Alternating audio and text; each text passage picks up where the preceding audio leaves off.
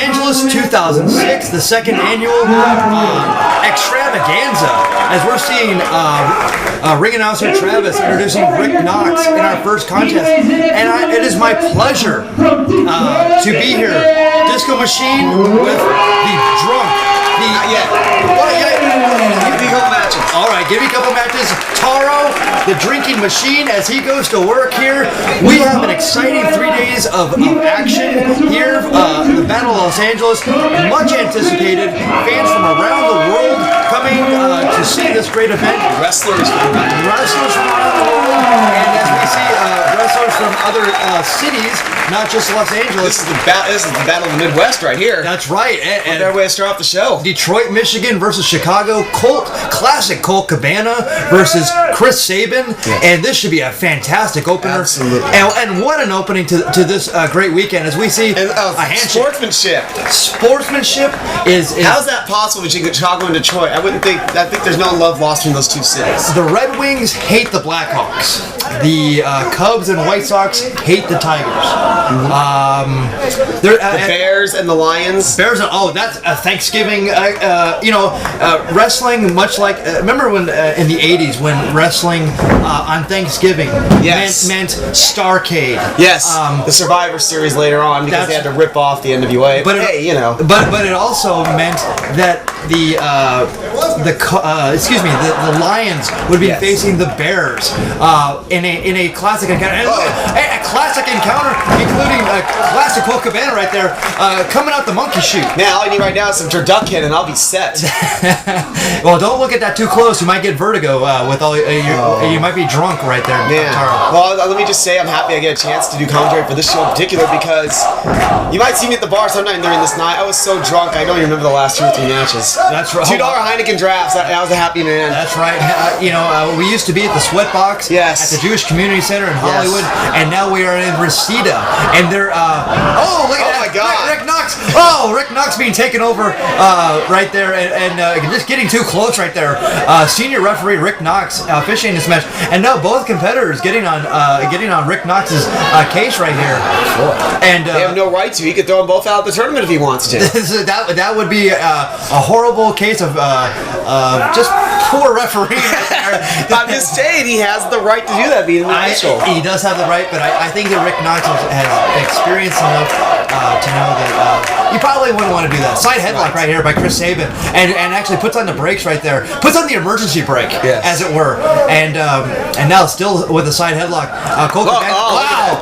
What's going on here? Wow. Colt Cabana. The assist. Look at this. See, oh my God. It's that British style wrestling. I was talking backstage about probably Jimmy Breaks, one of the greatest wrestlers of all time. Everyone should watch him. And now Colt Cabana, wrestler ever.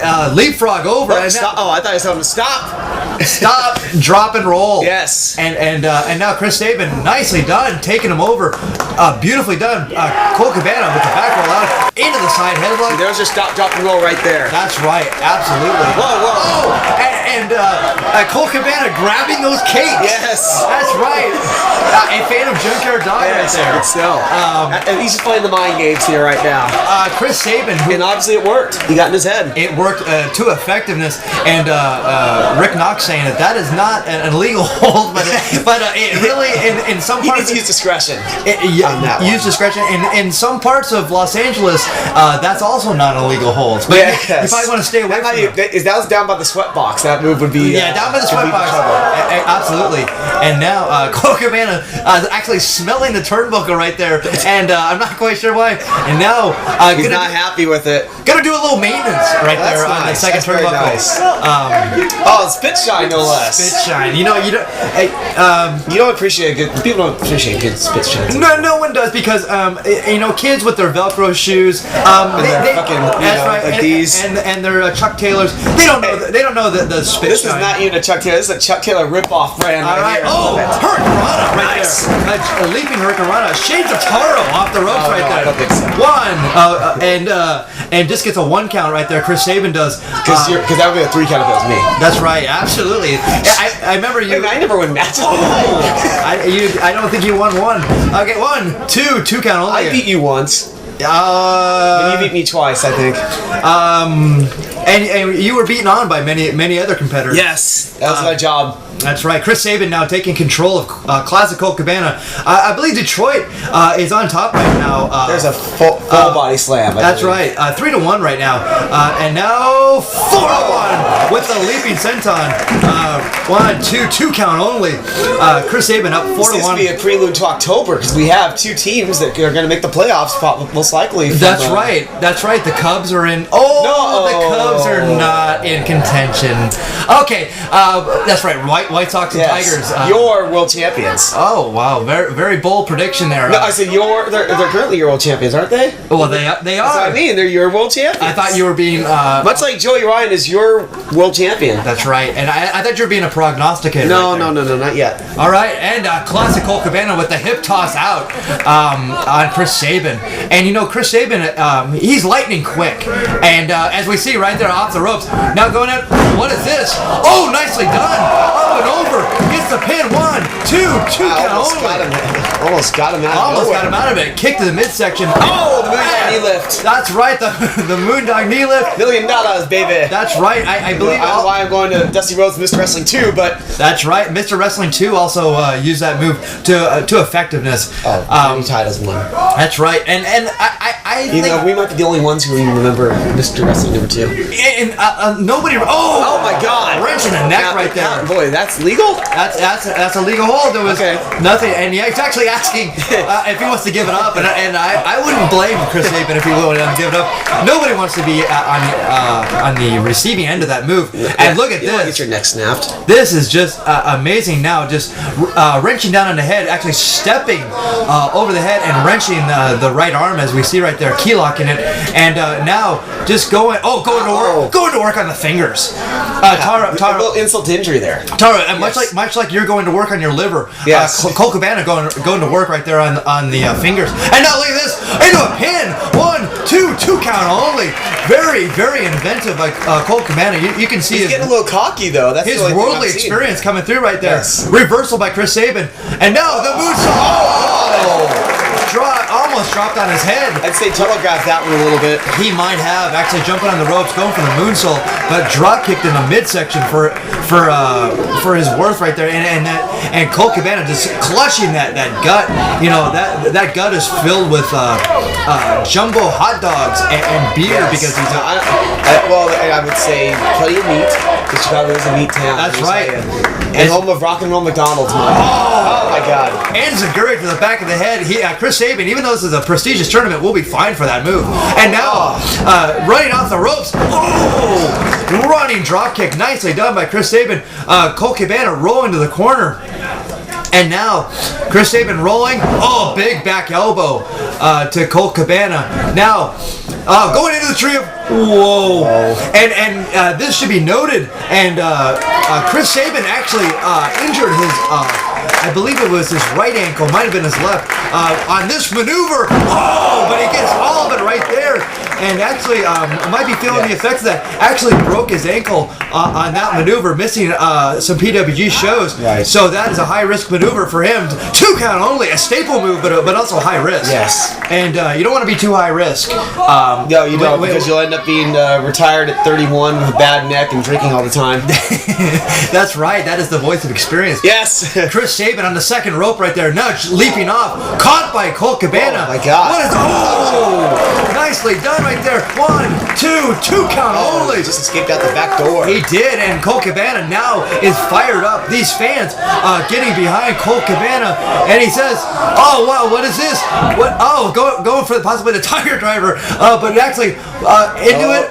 And he's got nicely done. 2 count only. He did a smart thing. The only mistake he made on that cover was he left that left shoulder open. I would have to say if he made a lateral press, I think that could have been it. This is a game of inches, and Colt Cabana. This whole tournament is a game of inches. One slight miscalculation, and you're out of the tournament. And now, going with the right hand right there to the jaw. The second one rocks Chris Sabin. A third one, Chris Sabin might be out on his feet. Do something about those. Now running off the ropes. Drop kick to the knee. Mahi straw cradle coming up. 1, Two count only. But Colt Cabana slips through. He's the first on Chris Sabin. Up and over goes Chris Sabin. The O'Connor roll. Get it at 1, 2, 3. And Colt Cabana has been eliminated from the Battle of Los Angeles. Chris Sabin has won the match. Ladies and gentlemen, your winner at 9 minutes and 1 second, Chris Sabin!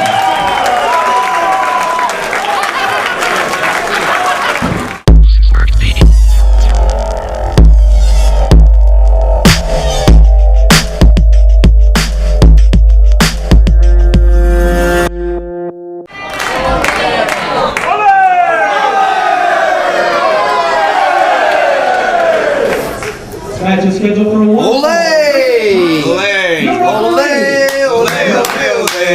No way, you shouldn't pick sides here. I'm not. I'm picking the song. All right, you're picking this. You're a big Bouncing Souls fan, I can tell. Sure. Okay, and here we see. This is not El Generico. This is hardly El Generico, and this is the strange newcomer who's about to lose his mind. It looks like. That's right. And the streamers come in for Delirious, debuting Delirious, making his debut, and what a debut to make it on possibly the biggest show in Wrestling Guerrilla history. Do I dare say that? I would have to say, to date, this is the biggest show, and we keep on upping ourselves. Earlier going into Europe, yes, our All-Star Weekend shows, but Battle of Los Angeles has proven to be our WrestleMania. Okay. Is that fair enough? And as we see the streamers coming in, and as we see, so what you mean is that WrestleMania is WWE's Battle of Los Angeles. Well done. And that's drunk and that's right. Oh my God! Look at the rings. It's mayhem. It's mayhem. Look out! Whoa! Calling out everybody! Oh my goodness! All hell is broken loose. Delirious is on. Well, Delirious is going crazy. And there's a guitar in the ring, and Delirious running around ringside. Wow! Ooh, that was exhausting. Blown. Taro losing. Give me a beer. Oh my goodness. God. Taro, the bell just rang. Delirious. It's crazy. He's delirious. He's delirious. This is true. Oh Jesus. And El Generico, who is known for his hilarity and but also fantastic wrestling in the ring. He's a little pensive. I would. How could you not be? I am pensive, and look at this. Delirious stalking, and El Generico does not know how to. He gets it actually. I don't know. That looks a little like an odd stalking. I don't know how to describe that stalking going on there. That was kind of weird. It is much the way that Oh, look at that. And now referee Bryce Remsburg actually being forced to check El Generico again by Delirious. Delirious playing the mind games right here. Just so I wonder if he sees what's he seeing? Does he see hallucinations? Does he think the crowd is like aliens from another planet? What's he think Generico looks like? I'm not sure, and he is just a competitor in possibly the most prestigious tournament this year in wrestling, and Delirious now getting the waist lock applied to him by El Generico, and now he just garbling, and just like now pointing to the sky, and like, what is this? Taro, oh my goodness! Like I know. What? I'm waiting for him to pull out we have never seen like a magician or something out of his mouth. Yes, and now Delirious powering out of the waist lock. Wow, the power of our newcomer. Absolutely. Now, I want to know how he got here. How could he even fly on a plane? I believe that he was dropped by an airplane or possibly a spaceship. I hope he dropped out of a parachute. That'd be the best. Well, I want to see him skydiving. I believe that he was dropped sans parachute. He was actually just dropped on top of the American Legion Hall here. That makes sense. And we actually just scooped him up. I said that makes sense. Yes. Oh man, I'm getting delirious now. Just Delirious being in the ring makes everyone around him delirious. Yes. And now, does that mean he's not real? Maybe we're Delirious. Maybe it's a figment of our imagination. I'm not quite sure. And now the collar and elbow lockup, going down to their knees, are both competitors here. As we see El Generico actually, he actually saved all of his pesos. Yes. From his wrestling matches around the world, and actually bought some new gear. Yes. And I would have to say it's looking tremendous. And he wanted to look good on the most important show. And now Delirious out the back door. Now the into the waistlock coming around. Whoa. Side headlock taking El Generico down. Nicely done by Delirious. And referee Bryce Ramsford asking El Generico if he wants to give it up. And you will be I'm trying to think of the right words. That you will be is he choking with his tassels? Yes, he is. Those are like the longest tassels I've ever seen. Well, yes, and you'll be happy to know that Bryce Remsburg will be on Night 2 commentary with Excalibur. Really? So you can hear the melodic tones of Bryce Remsburg. I am looking forward to that. That's right. And now, big shoulder tackle by Delirious. And now, I believe he's scared El Generico right there with his garbling. And now off the ropes, up and over goes Delirious. And now, oh God, he's right. Everything's got nuts again. Everything's got nuts. Delirious now back in the ring, going for a wild swing off the rope. Arm drag. Two arm drags, and now another arm drag by El Generico. Out goes. Now he finished the beer. I need another one. And now goes back in. Oh God! Delirious back out again. Get ready to unbelievable. And for those fans who have never seen Delirious, they're getting an eyeful right here. And now, and what is this? Watch out! El Generico going up, over. Nicely done by El Generico, faking the dive. Delirious is gone. He's gone. It is a figment of our imagination. He is. Fuck! Where did he go? I'm not sure. Did he somehow float back into the ship he came from? I believe so. Now, looking around is El Generico once again? That makes sense. Quite puzzled by the location of he cannot find him. Watch out, a fucking midget leprechaun might come out under the ring. Oh no! Oh God, that would be terrible. It would. At the American Legion Hall, there actually is a guy living underneath our ring. Because no, not that. No, we talk about that. We could not. We could not talk about that. Oh, sorry about that. No, here's the. Oh my God! It's not a figment of our imagination. A chop actually sliding through with Delirious, but actually got caught by two chops by El Generico, and now asking for tres. Yes, he gets a third one from El Generico, and for those fans who are not familiar with Delirious, he is the IWC Super Indie 2006 winner, so he is experienced in tournaments, knows what it takes to win tournaments, and that's why he's here. That's why he's here. He's mainly wrestled, if I want, in the Midwest, which I'm guessing he might come out of some mental hospital around there. Even though I say Edge of Sanity. Oh, I'm sorry, he's from the Edge of Sanity. That's right. He is built from the Edge of Sanity, which could be definitely in the Midwest somewhere. I think it is Ohio. Appropriately, Ohio. Appropriately, it is in the Midwest. Yes. And now Delirious actually headbutting earlier El Generico. I'm not quite sure if that's the smartest thing on El Generico, because El Generico not too bright. So what I was gonna say was we got a guy who's more or less on the edge of sanity. His brain could be pretty hollow in there. That's very true. And El Generico now being whipped off, reversed by El Generico on Delirious. Delirious up and over to the sunset flip, but actually rolling through. And now the lucha roll into the kick to the back of the head. Lucha roll. That'll get you out. That'll save you in any situation. I one time was confronted by 10 large gentlemen who wanted my wallet. Yes. They wanted my wallet. They wanted to beat me and take my wallet. Right. What did I do, Taro? What did I do? You did a motherfucking lucha roll, didn't you? I did a lucha roll, and I ran for my life to fight another day. And a lucha roll will get you out of any sticky situation. That's right. I learned that from Blue Demon. Look at this. Split-legged moonsault by El Generico. Nicely done. Lucha roll. I believe that Delirious did the lucha roll right out to get out of that pin. But also, you might like to know this, Taro, and I have not told anybody this. That's right. I got a young lady pregnant. That's right. Really? I got a young lady pregnant. Oh my God. And how did I get out of it? Lucha roll. Nice. Lucha roll. It got me out of that sticky situation. No pun intended. And now just raked right there by the ropes by El Generico, showing a bit of aggression here on Delirious, not really knowing how to go. Delirious, I see him looking at something on the outside. More figments of his imagination or ours. That's right. Depending on how you look at it. Oh! Shades of Eddie Gilbert right there with the hot shot. Shades of Stunning Steve Austin. That's right, with the stun gun. The stun gun. And call it what you will. What can we call it for that maneuver? I don't know. The D gun. What would it be? Who cares? Yeah, it doesn't matter. We don't need an elaborate name. It was effective nonetheless. It was the hot shot. That's right. Gilbert's dead. He gets the name. That's right. A clubbing blow. Right there, and now, nicely done. Belly to back suplex. Yes, nicely done by Delirious. Delirious methodically taking over on El Generico, but raise the roof. Instead of hooking the leg, he decides to raise the roof, and I can understand and still want to do it.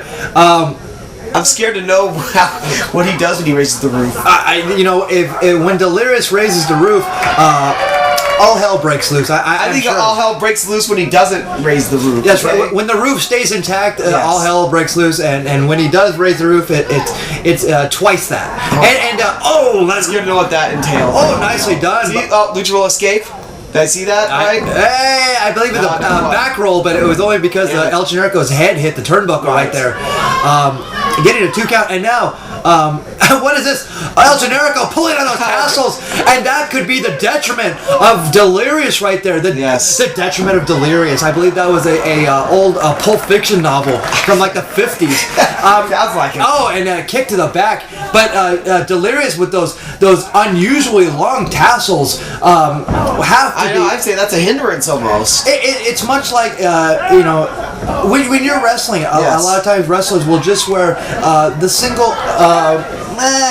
I want to say ball huggers. Okay. I guess that's the best description I can give it. Okay. Because you don't want to be grabbed onto, and much like NFL football players, they also tuck in their gear because they don't want to be dragged down. Nothing that they can grab onto. But Delirious has more than enough things to grab onto, and now telling a young lady at ringside to who knows? He might think that's some like fire-breathing dragon or something. It could be a serpent at ringside that Delirious sees. There's snakes in a PWG ring. That's right. That's right. And now Delirious still garbling and just telling the fans. I'm not sure what he's telling the fans. Now going over to the ringside, headbutt to the ring. Drop toe hold by El Generico. But I believe that Delirious enjoyed that possibly. I don't know. He's on his feet, but he's holding the ropes to help himself stay up. That's right. And Generico taking his chance to come back here. Off the ropes goes Delirious. Up! The low bridge. Going over. Getting his arm stuck in the rope right there. I see shades of Cactus Jack. Oh my God. Being tied up. Thank God that didn't happen. Oh, watch out. Thank goodness. And now El Generico gonna go up. What is he gonna do? An unbelievable dive by El Generico. The flippity flip. Going flippity flip. Olay indeed. Olay. And the fan just cheering. Didn't he realize if it was an Olay, that Delirious would be out of the way? Right. Olay means move out of the way. I don't know. I just think in the bull ring setting. That's right. Well, El Generico is actually trained to be a bullfighter at one time. Well, you better be careful because he's wearing red. That's right. Well, that was the reason why he was quickly cut from the class because he was wearing red. And now going to the top is El Generico. He decided that wrestling was and lucha libre was actually the way to go. And he made an extra 5 paces a match. Oh my gosh! Nicely done. 2 count only. Plus, doing a crossbody like that in the bowl is not the best idea. No, it was a very poorly timed move as well, as the bull was looking down and looked up at the last second. And saw red. That's right. Saw red flying at him. Kick to the stomach by Delirious, and now Delirious with a wild swing, belly to back. 1, 2 count only. Slamming him down right there. Almost, I would say a spider bomb right there, but actually a different variation of that. And everything's a variation of a variation. That's right. I think everything's a variation of an arm drag. That's right. It's a more elaborate variation of a very simple arm drag. Of an arm drag. Exactly. And now Delirious getting to the ropes. Here comes another variation of arm drag, possibly the kick to the face. We have seen this before. He is signaling for it. The Yakuza kick in the corner, but no, Delirious gets it up. And now, drop kick. The drop kick, and El Generico hitting his head on the second turnbuckle. Just murders him with that knee. Murder? He murdered him. That's a murder. And fucking call somebody to come in for this. Murder. And now I believe that Delirious still mumbling at ringside at those fans. And now he's a fugitive from the law. That serpent. That murder. That's right. That serpent at ringside still giving him trouble. And now, going for the $1 million dream. Cobra clutch. But El Generico. Well, he scouted that one. He knew that was going to be curtains. He did. And now going over a small package. 1, 2 count only.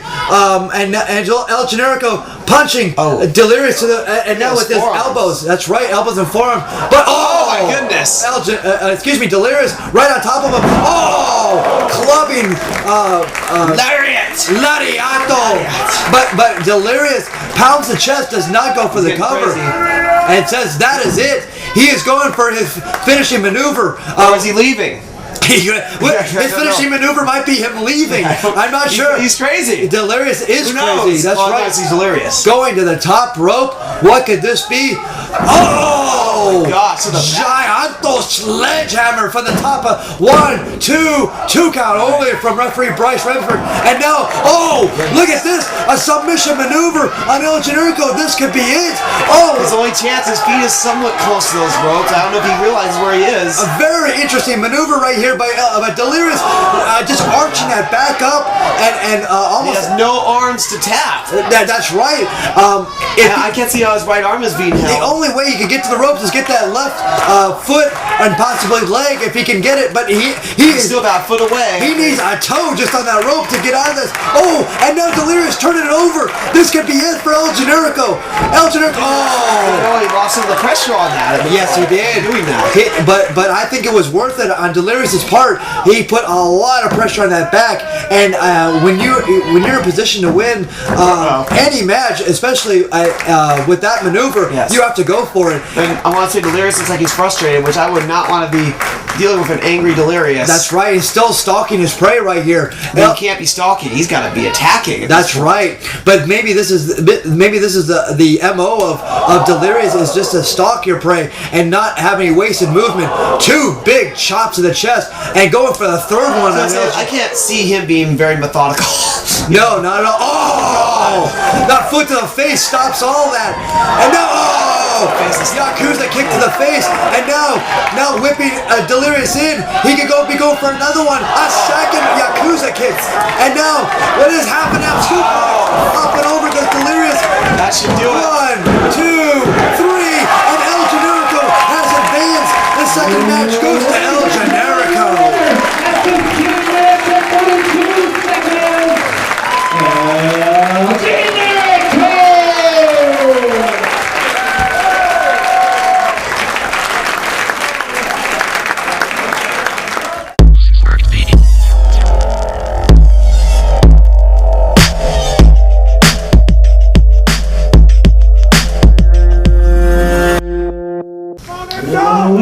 This is a third match on this tremendous night. M-Dogg 20 versus Dragon Gate's CIMA. Now Taro. Yes. I believe that in our minds, yes, we're actually, as much as we love M-Dogg 20, and as much as M-Dogg 20 loves M-Dogg 20, yes, we have to give props to one of the men who is a huge influence. Yes. I know for myself, I know for you, and I know for M-Dogg, of course, and wrestlers just in general. This is CIMA, and for those of you, he's ready. Look at shape. He is in tremendous shape.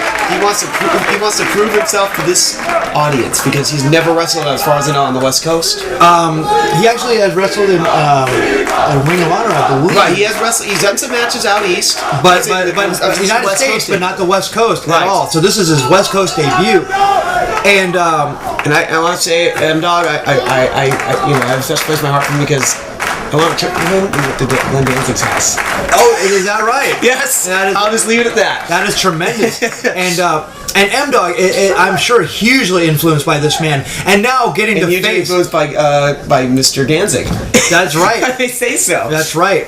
And CIMA, a member of the Blood Generation, as we see on his tights right there, taking over M-Dogg and now floating over into pin position. Cleveland, Ohio's M-Dogg 20, yes, who has made a tremendous name for himself in professional wrestling. He's come such a long way in just a matter of years. That's right, and we're all fans of M-Dogg 20. Absolutely. And his flying maneuvers, and now look at this, just it's almost like a feeling out process right here going on. Since these two men, I mean, I don't know if CIMA has seen much of M-Dogg's on video. I'm sure M-Dogg has seen matches of CIMA, so that might give him a little bit of an advantage going in here. Well, that was going to be my point. Although I think he had to be the underdog, obviously, going into this match. CIMA is a huge influence on all of us from Dragon Gate wrestling in Japan. So we have seen in his early days in Toryumon and just all over Japan. Now I know a lot of us. I remember he was in WCW at one point too. That is absolutely right, as Shima Nobunaga. Yes. And he actually, we were all familiar with his Crazy Max days, where one of the great wrestling factions of absolutely the late '90s. And so that was going to be my point, that M-Dogg and most of these competitors have seen a lot of footage on CIMA. Where and some of these guys they grew up watching these guys, even though CIMA, I'm sure, is not that old at all. No, he's probably around. I figure he's late 20s, 20s, 30s. That's right. But that's where the advantage may be in the favor of the other competitors. Well scouted. Yes, they did their homework. That's right. What in the hell's going on here? Whoa. No, up and over goes CIMA. A drop kick by M-Dogg 20, and that is the seasoned veteran M-Dogg 20. Look at this. Oh, fakes out. Unbelievable. I've never seen anything like that. M-Dogg 20 actually faking that maneuver.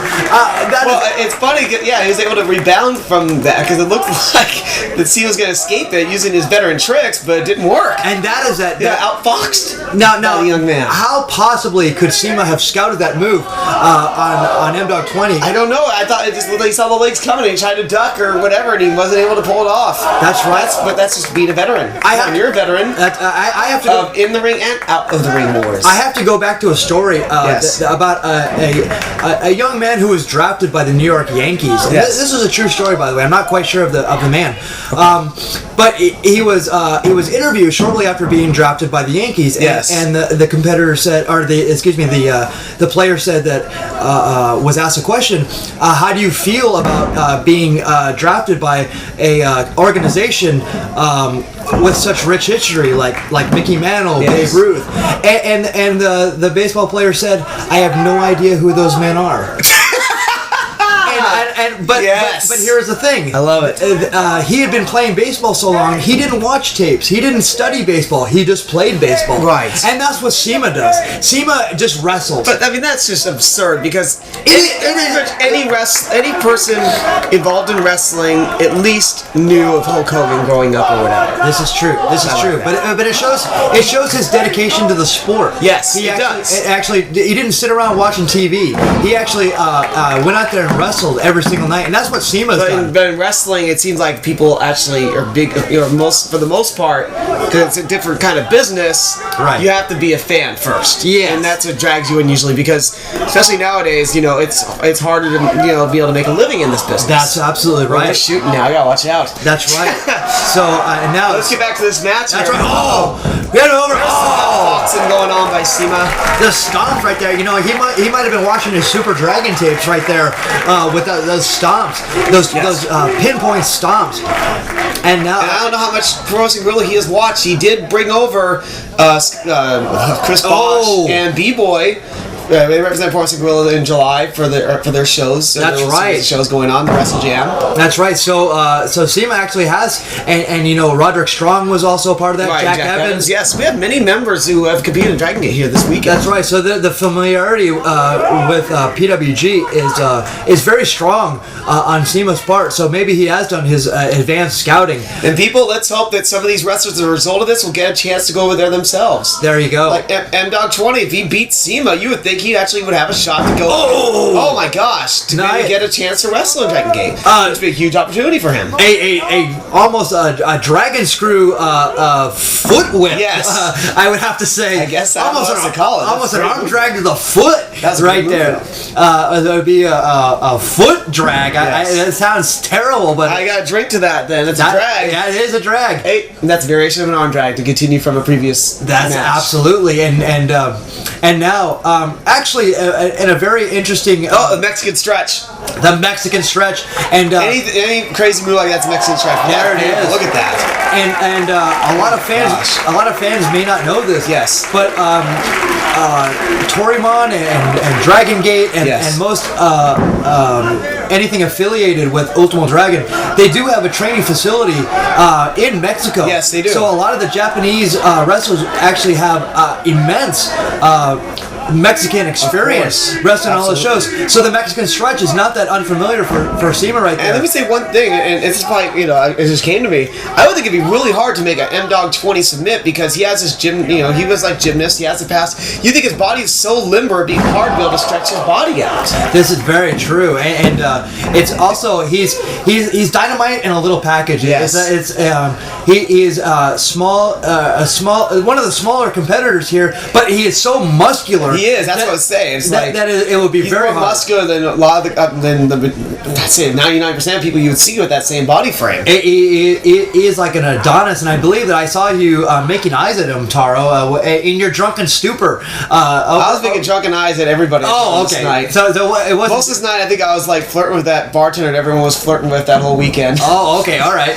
And now what is this? Oh my God! Double drop kick to the ass. But his head hit the turnbuckle though. That's right. He got double teamed, if you will. Yeah, wow. He got violated. Yes, he did. And sorry, that's very good. CIMA just in full control right here in the Battle of Los Angeles tournament. And now the kicks to the midsection. By the way, this match is brought to you by Miller Lite, if I may say so. That's right. I don't know why I'm just giving them a sponsorship. Oh, that's right there. You can see it. That's right. And Taro getting some endorsement money. I'm gonna try. Oh, wow. Okay. I'm gonna send this to Miller Lite. See what we can get. All right.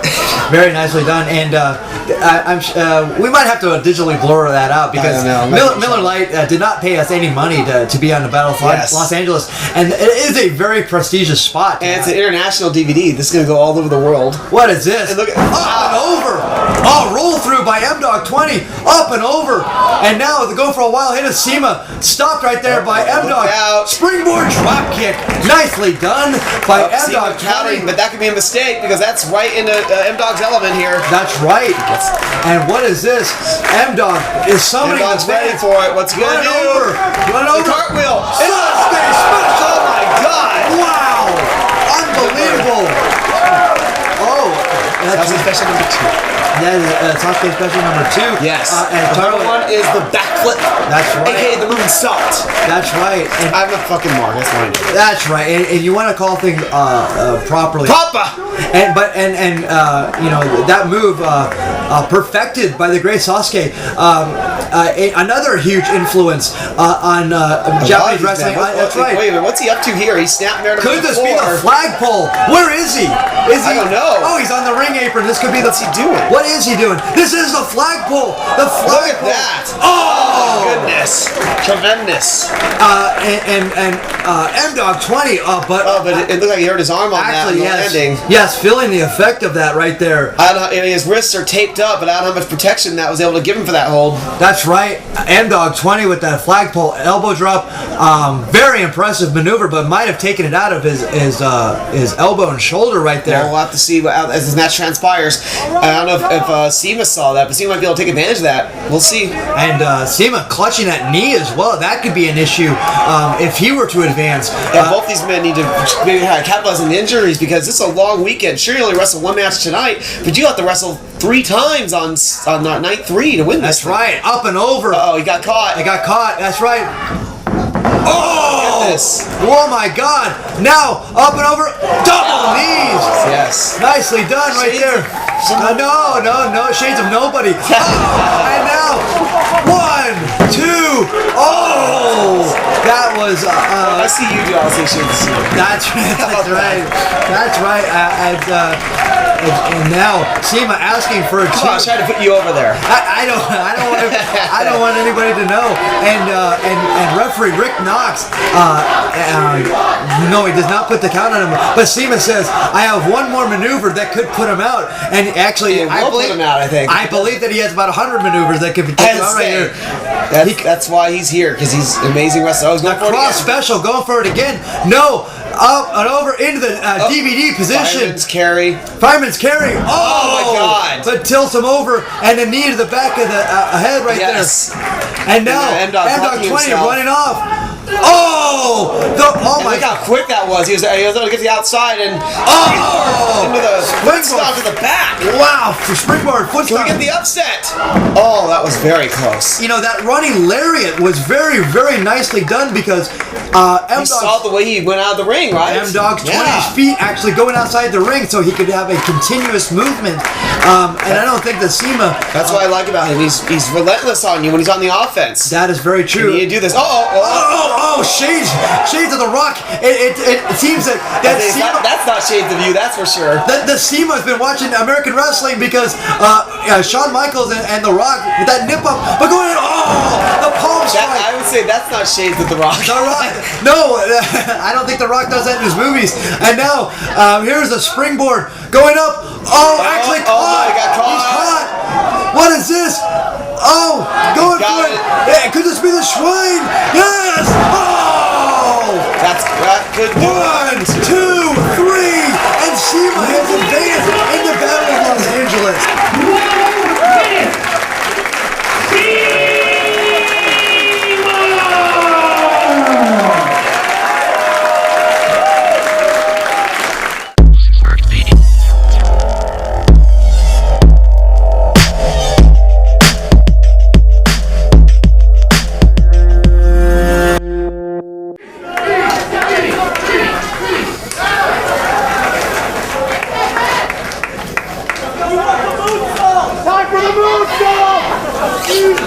'Let's go back. And the matches just keep on getting better. This tournament is just incredible. The 4th match of Battle of Los Angeles 2006, the 2nd annual event.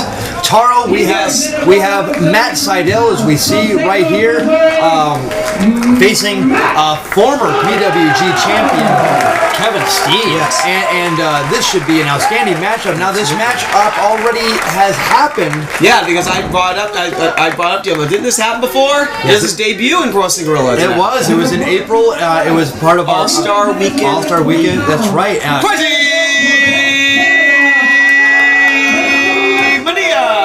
Available on DVD, WrestlingGuerilla.com. That's right. And Kevin Steen also, we're getting some new ring attire.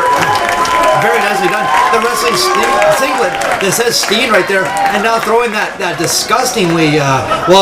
Kevin Steen needs that shirt back because he's not the richest of sorts. I know. You know, as much as he wrestles, he didn't save all that money he made as champion, I guess. No, he did not. And actually, once he's not the champion, all the money goes out the window. Well, you have to remember the dollar isn't the most powerful asset right now. So in Canada, it's not going to be worth as much. That's right. And also, he also, as we see, referee Bryce Remsburg. Yes. They're actually but actually saying that he could probably do the shooting star press or. Now I want the to say moonsault. something. I saw him give Matt Sydal a high five. Could we see some favoritism in this match? That's possible. I think that he would. I think that Bryce. Oh, look at that! And fan. No, we got two fans wearing the Matt Sydal shirt, and Matt Sydal claiming that. Yeah, that I thought it was the same picture. It does look very, very similar right there, and there could be some trademark trademark infringement here. And Lawsuit. that's right. Lawsuit. All right. Well, this will be the This is gonna be our settlement right here. the battle of the moonsault right here, and both men with a picture perfect moonsault. It's arguable who has the better one, but both have had tremendous victories with it. Yes. All that'll matter here is that you just get the 1, 2, 3, and then, man, they do not have a fun task ahead of them. The winner of this match faces CIMA on night 3 of the tournament in the second round. Well, Kevin Steen has wrestled once in Japan, but Matt Sydal has actually wrestled for Dragon Gate Wrestling. And look at that, just showing his technique right there, his form. And Kevin Steen... I wonder who the judges are. That's right. And Points. I'm not sure. I mean, this matters little. Look at that. Oh, look at that. A beautiful neck bridge right there by Bryce. But actually, I mean, I don't think that Bryce does the... Oh, see, look, there's that favoritism. It could be the favoritism. Come on, McMahon. That's right. Sorry, I'm just... Oh, the plastic surgery, a penny pinching referee, and this could be a travesty of justice so far. But I believe that Bryce was doing a neck bridge and not quite the moonsault. I've been thinking just doing the form though. Yes. And but now The referee should not be showing off like that. I agree. I tend to agree with you. But Bryce he's cut from as long as he is being objective during this match. That's it. Bryce is cut from a different mold than a lot of us. And in fact, I believe he had a little mold on his shirt after night one. I don't know. He put it in his bag, and it was quite. I had a lot of things going on with myself after night 1. I don't remember. So. That's right. I actually got escorted home. My car was sat in the parking lot after night 1. You got escorted home, and your escort for the night actually showed up, and about an hour after you had called her, and that was quite. She saw me and she left. Yeah, that was embarrassing. And then I got taken home by a former wrestler I competed with. I'll keep his name anonymous. That's right. Well, He's was not a competitor anymore. That was quite quite awkward for all of us, Taro. That was $200 I spent and just got wasted. That's all right. That much? Yeah, I probably got... Reversal by Matt Sydal right there. That was 100 Heinekens! From the front face lock, now working over the arm of Kevin Steen. I'm not quite sure. Actually, very nicely done. And now taking over the head right there, too. Now, he's going to wrench it over. Yes, he does. Matt Sydal. Excellent form right there. I'm surprised he's using this. He's trying to out wrestle. Wow, and it's like he's got to be careful though, because he is at a disadvantage power wise in this match. I'm sure since he's being outweighed. That's right. I thought he'd do more of. I figured he's going to try to fly as much as he can and look at this. Ground him. Kevin Steen does not. Wow. Kevin Steen does. What? He does. Wait. What? Kevin Steen does not do push-ups or sit-ups in his workout routine. I know. Which is non-existent, by the way, but he does them in wrestling matches. That's why he's Mr. Wrestling. Now clutching the bottom rope as both competitors looking for the break. Oh, but ever the sportsman. He should try to become Mr. Exercise. Ever the sportsman, Matt Sydal, going to go for the stomp, but actually saw that Kevin Steen just clutching that rope, much like he did a meal at the Curry House. Yes. So he actually was a sportsman right there, and now Matt Sydal. I'm glad to know we have another Curry House fan. That's right, and now Kevin Steen just he's lost his mind. He's been around Delirious. Oh, he's maybe there's some the stench of Delirious being in that ring could affect the guys' minds here tonight. Maybe there is some remnants of Delirious still in the ring, and they got a whiff of it. And now both men asking for the adulation from the fans. There's a lot of shenanigans going around in this match. I would have to say so. And Kevin Steen. Bryce is. See, he's being objective. Oh, but they want none of it. They're gonna whip Bryce into the corner. No, they're gonna make him. What is going on? Oh, okay. Now they're accusing Bryce of being the most popular man in the match. He needs a whistle. He does. He needs a whistle to get control of this. And let's get back to wrestling, my friends. This is Battle of Los Angeles. But wait. They're gonna. What are they gonna? Are they gonna steal Bryce's shoes or? Are they trying to pickpocket him? They're doing the search. There you go. Veteran tricks. Veteran tricks. And Matt was a little tentative. He kind of suspected it. That's right. Being the good sportsman that he is, much like Ted Nugent, he went for it and he got caught. Ted Nugent is a good. He's a great sportsman. Ah, he's a hunter. Well, that doesn't make him a great sportsman. How do you know? Have you ever seen him shoot his bow and arrow and his guns and all that crazy nonsense? Wait, you show me a redneck with a bow and a gun, and I'll show you a redneck that's gonna kill somebody. And come on, they want to kill animals. Yeah, he says, they really just want to kill people. That's basically it. They just want to scare people too. And that's here nor there. We have a great wrestling match here, and remember, Kevin Steen has actually defeated Matt Sydal in what was their first match in PWG. Crazy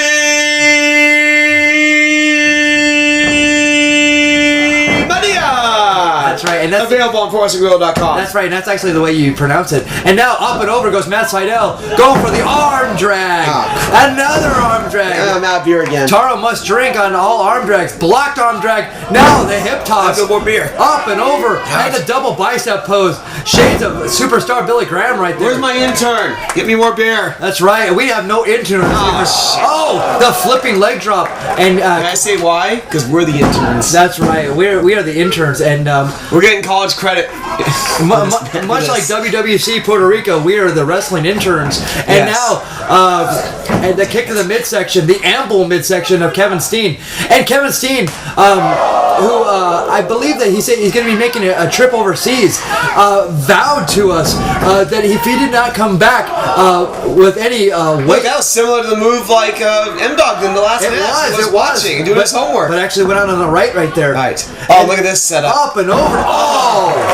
I'm sorry, I interrupted you. So what was Kevin Steen going to Kevin Steen vowed that if he did not come back after his tour overseas, if he did not come back with a weight loss, excuse me, if he did not come back and he has not lost any weight, then he would quit professional wrestling. Wow, where was his tour? It is tentative at this point. I believe that he's going to Japan. Oh, okay. Was he not a fan of Japanese food and that's why he's going to lose weight?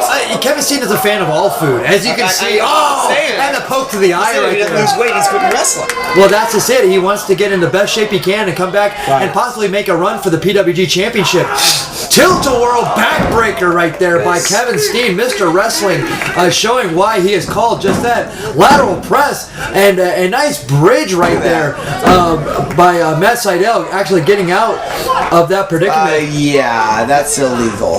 Thank you, yes, Bryce getting in there, admonishing Kevin Steen. Be objective, though. That's right. He's watching you, Bryce. He's showing discretion. Remember, we have two referees for this weekend. Bryce Remsburg. It's poor guys, man. And referee Rick Knox. Yes, absolutely. I drink to the rest, but I'm out of beer. And there's no intern except for me. Taro out of beer. That is incredible. Well, I should have grabbed more. That's right. Now stepping on the back of the neck and head of Matt Sydal is Kevin Steen. And now Kevin Steen, what is he gonna go for the moonsault? Oh my God! This is no. He's gonna dive in the fans. Dive in the fans. What is he, nuts? Whoa! Hey, bad balance. Oh, that's okay. He'll come back and he says he's gonna get him next time. Oh, that'd be tremendous. That is insane. And now Kevin. It is insane because that would close down the company. Well, the lawsuits. Oh, Matt Sydal having to pay for those fans being against Kevin Steen, and that is just a shame right there. Now, and throwing old shit can. Throwing Matt Sydal out of the ring, and what is this? Shenanigans. Oh, big chop. Matt Sydal had it. I saw he had a chance to use the plastic bottle, but he didn't use it. That could have been curtains. That could, especially if that bottle had water in it and it was plastic. I can't tell if it does or not. I don't think so. I was worried. Yes, and Matt Sydal now bringing Kevin Steen back in the ring. This match has just been like, look at this, just exchanging chops. This has been hard hitting, and the fans still on top of Kevin Steen. And Kevin Steen, I've said this before, and the proof is in the pudding, because Kevin Steen was pudding that he ate, by the way. That's right. Well, he ate the pudding, that's for sure. But Kevin Steen actually was PWG champion, so you really can't fault his technique. There is a method to his madness. He gets you know, look at this, just in control of Matt Sydal here for that chop that will be coming up, and he knows. Oh, now just two pokes to the eyes, but and he tricked him. See, he thought the chop was coming, and he was able to throw something else at him. that is it. Reversed by Matt Sydal, up and over. Oh, the face right to the turnbuckle, belly to back suplex. Ooh, nicely done. Textbook. Look in the textbook, you'll see that a picture of that belly to back suplex. I'm scared to know what the textbook is for Kevin Steen, though. The textbook. He's a couple cookbooks for all I know. It is the IHOP menu, and it's IHOP. Okay, that's right. Sure. And Kevin Steen now, the International House of Pancakes. Do you think that they have an international in Japan, in Europe, that they actually have? Would it be the domestic? I don't know. It depends on what country. Yes. So it's hard to say. Yes, it is. But we'll have to look for one next time you go. Of course, we will return to Europe. That's right. Maybe PWG should have a little booth and call it the Domestic House of Pancakes. That'd be good. That would work out nicely for us. There is a place by me in Anaheim, California called the Pancake House. That's right. As close as you're gonna get. Made of pancakes, by the way. Yes, it is. And then of course there's Waffle Houses. Unfortunately, none in California. That's right. And now, the big kick to the face by Matt Sydal. Matt Sydal going. This is gonna be the swinging DDT. It is, but Kevin Steen had it well scouted. Oh, the chop! You see the sweat flying off of Matt Sydal's chest right there. It is, we came from the sweat box. Yes. Before, but it is none to even though there's air conditioning in there, the hot lights. Oh, it's still it was really unpleasant. That's right. It's still unpleasant, and believe me, I heard it all this weekend that people did not like us. Look at this vertical suplex. Kevin Steen standing on the second rope. Unbelievable. This is why it's that was a super Matt Sydal actually got out of it. It didn't work. The clubbing left, and that's with the kidney too. That's right. Oh! Wow, leg Larry, Kevin Steen jumping off, and now the reverse cross body, and it didn't work. That's right, and Kevin Steen did not do his homework right there because he did not hit that maneuver. He gets an F while Matt Sydal gets an A. That's right, and but the ultimate A in this match will be the man who can score the pinfall victory or submission. Yes. Remember, a count out or double disqualification will result in both these men not advancing. And that would give CIMA a bye to the semifinals. Oh, wouldn't that be? People really would, people want to see CIMA compete against one of these men. That's what people want. That's right. CIMA wouldn't mind because they give them a better chance to win the tournament, but we'll have to wait and see what happens. That's right. Discus punch, throwing Kevin Steen off. And Zaguri, that'll be another. Double fines. Matt Sydal, his paycheck going out the window right here. Oh, nicely done. 1, 2, 2 count only. So I think what we may need to do is we have to be much like Pride in that if you're competing if you're not competing the way they like you, competing being boring, you get a yellow card. That can take away 10% of your paycheck. Interesting. And they have to pull out the card. On you when you use Enziguri. Moonsault right there. Get that rule enforced. Getting the package pile driver. No. Scouted that one. Moonsault, standing moonfall press. 2 count only.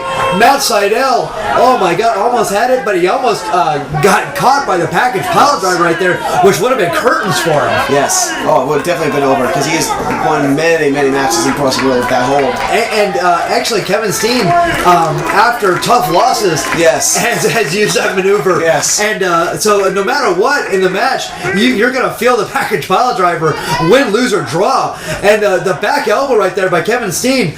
Now, the full Nelson on Matt Sydal switches it out to a waistlock. Another reversal right there. What is this? The pump handle into the... Oh my God, the back of the neck going into the knee of Kevin Steen. Unbelievable, Kevin Steen. Frustrated. Look at that frustration in his face. You can see it. Much frustration on the face of Kevin Steen. He's got to go for that moonsault. That's right. He's got him in the perfect position to go for it. He does, and a little bit quicker to the punch, and he could have hit that picture perfect moonsault. But no, it seems that he's going to go for that package pile driver. But getting caught by Matt Sydal right there. The punches left and right. See, obviously it's us for the game plan because we're here watching. When you're in that ring, you'll know as well as I do. Oh my God. Wow! Countering the lariat. From the Quesador roll up. No, just the two. Was when you're in there, it's sometimes hard to think. Power bomb. 1, Two count only. He's got to go on the fly, like right there. He was able to take advantage of a great opportunity. Caught him off guard. Dropped the power bomb and almost won the match. And now getting him into position. Now he's setting him up. This could be the moonsault right here. And he said, just telling the fans, yes.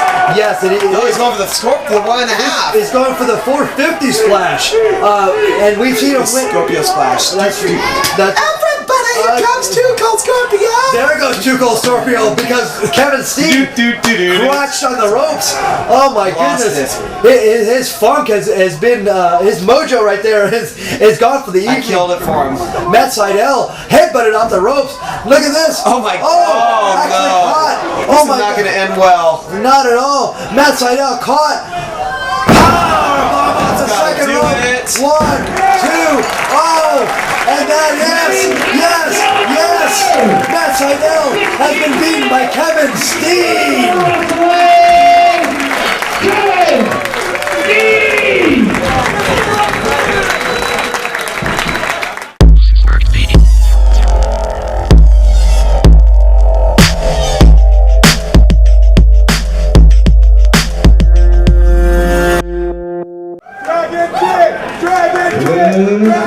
And now, a highly anticipated match. Both cut from the same mold. Dragon Kid, as we see right here, versus Quicksilver. This should be an outstanding contest, Taro. Yeah. Oh, absolutely. This is I'm really thrown off by this match. I'm like, these guys seem to be very similar in styles. That's right. And I'm sure that, Quicksilver might be inspired by Dragon Kid. I obviously ripped the Dragon Kid off, but, I'm the first to admit it. Well, I mean, it's like a lot of us kind of pattern ourselves after our favorite wrestlers. So it's like, Taro. Well, he wasn't necessarily my favorite wrestler, but I like some of the moves he did, and being the size that I am and the size that these gentlemen are, we are somewhat limited in whatever offense we can do. So we look for different variations of what can be effective in doing moves like hardcores and stuff like that. Well, and he obviously made a career out of it. Well, I have to say, like, a huge influence on you. Maybe I should have worded that differently. Yes. He was a huge influence on you. And look, as we see the shake of hands, and we are underway here now. Well, just to tell you too, my favorite wrestler has no influence on my style whatsoever. Terry Funk's my favorite all-time wrestler, and he has no influence on my style whatsoever. Well, yeah, exactly. Because I couldn't really work that style very effectively. That's right. And as we see the go behind by Dragon Kid, now the waistlock go behind by Quicksilver, and now stretching out the arm. He even weighs the same as me, Dragon Kid. I heard his intro. I'm like, wow, I even weigh the same as him. That's it. If we could throw Taro in there real quick, we'd have a Jim Dandy. You'd have a worse match probably than this. Well, Taro, please, Quicksilver's an amazing wrestler. I'm just that man right at this point. Give me some time. Maybe I almost could be ready. Almost. Taro, you are retired. I know. That's what I mean. I need some time, man. Taro, if you go up in that ring, I will take a shotgun to your face, and you can take me out like Old Yeller. That's good. Exactly. As we say, wrestlers never retire, and I resemble that remark. I know you do. But Taro, you losing your mouth to Super Dragon. Shut up. Why did they bring that up? I thought we were having a nice, friendly, civil time here, watching this tremendous wrestling event. Yes. And you have to bring that up. I'm sorry, Taro. Go ahead, finish your point. You You already went to it. Just finish it off. Put me away. Well, let's go back to this match. Hip toss, reversal by Dragon Kid into the arm drag. Very nicely done by Dragon Kid. Drop toe hold, and now running off the ropes. Oh, going for the drop kick, but Dragon Kid now running off the ropes. Head scissors. Yes, takes him over. Deja vu, though.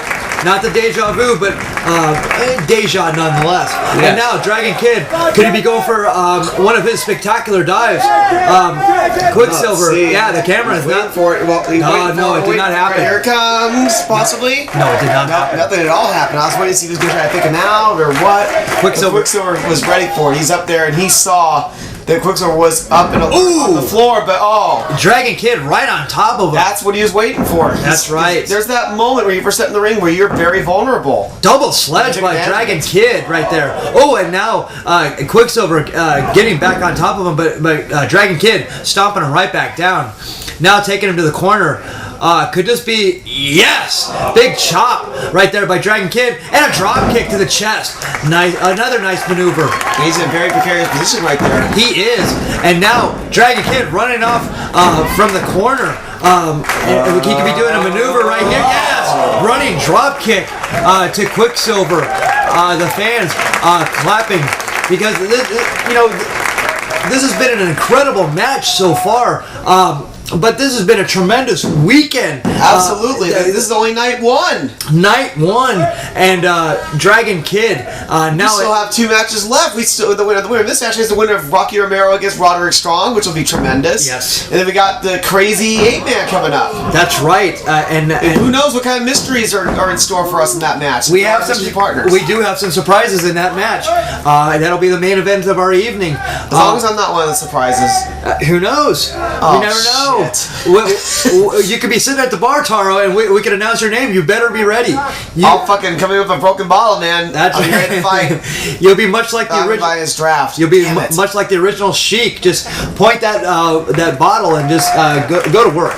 Exactly, and I'll do the praying spot with the fucking flying carpet or whatever. There you go. There you go. I'll bring out a snake out of the ring. They get from that guy who's living down there. He probably has a snake. That's right. And now Dragon Kid going to whip off, reverse back elbow. Nicely done by Quicksilver right there, showing his quickness. Rolls Dragon Kid to his feet, whipping Dragon Kid off. Going, there it is. The spine buster. Nicely done by Quicksilver. This could be it. 2 count only. And Quicksilver, I think surprising Dragon Kid, thought that Quicksilver looked a little upset that he wasn't able to put him away there.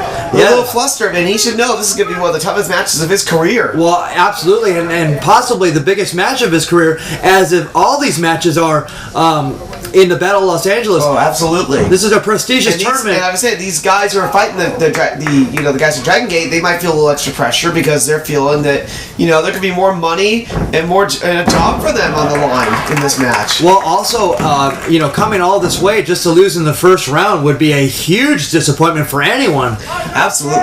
And now Quicksilver getting Dragon Kid up. And thing is too, Dragon Kid wasn't even originally going to be in this tournament. It was a very great surprise to be added in. That's right. He was one of the added competitors. Yes. After the Briscoes were actually taken out of the tournament. Yes. But we saw the Briscoes because their diligent behavior. That's right.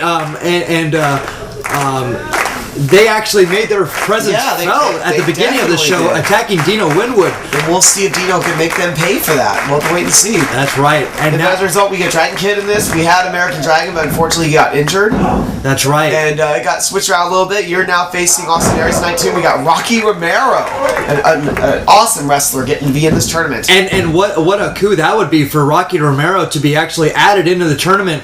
But he has a tough task. And I feel he's as good as a lot of these guys in the tournament. I have to agree, and wouldn't that be a coup for him to win it all? And I think he has beaten some of these men in this tournament. I'm guessing. A majority of the men he has faced in this tournament.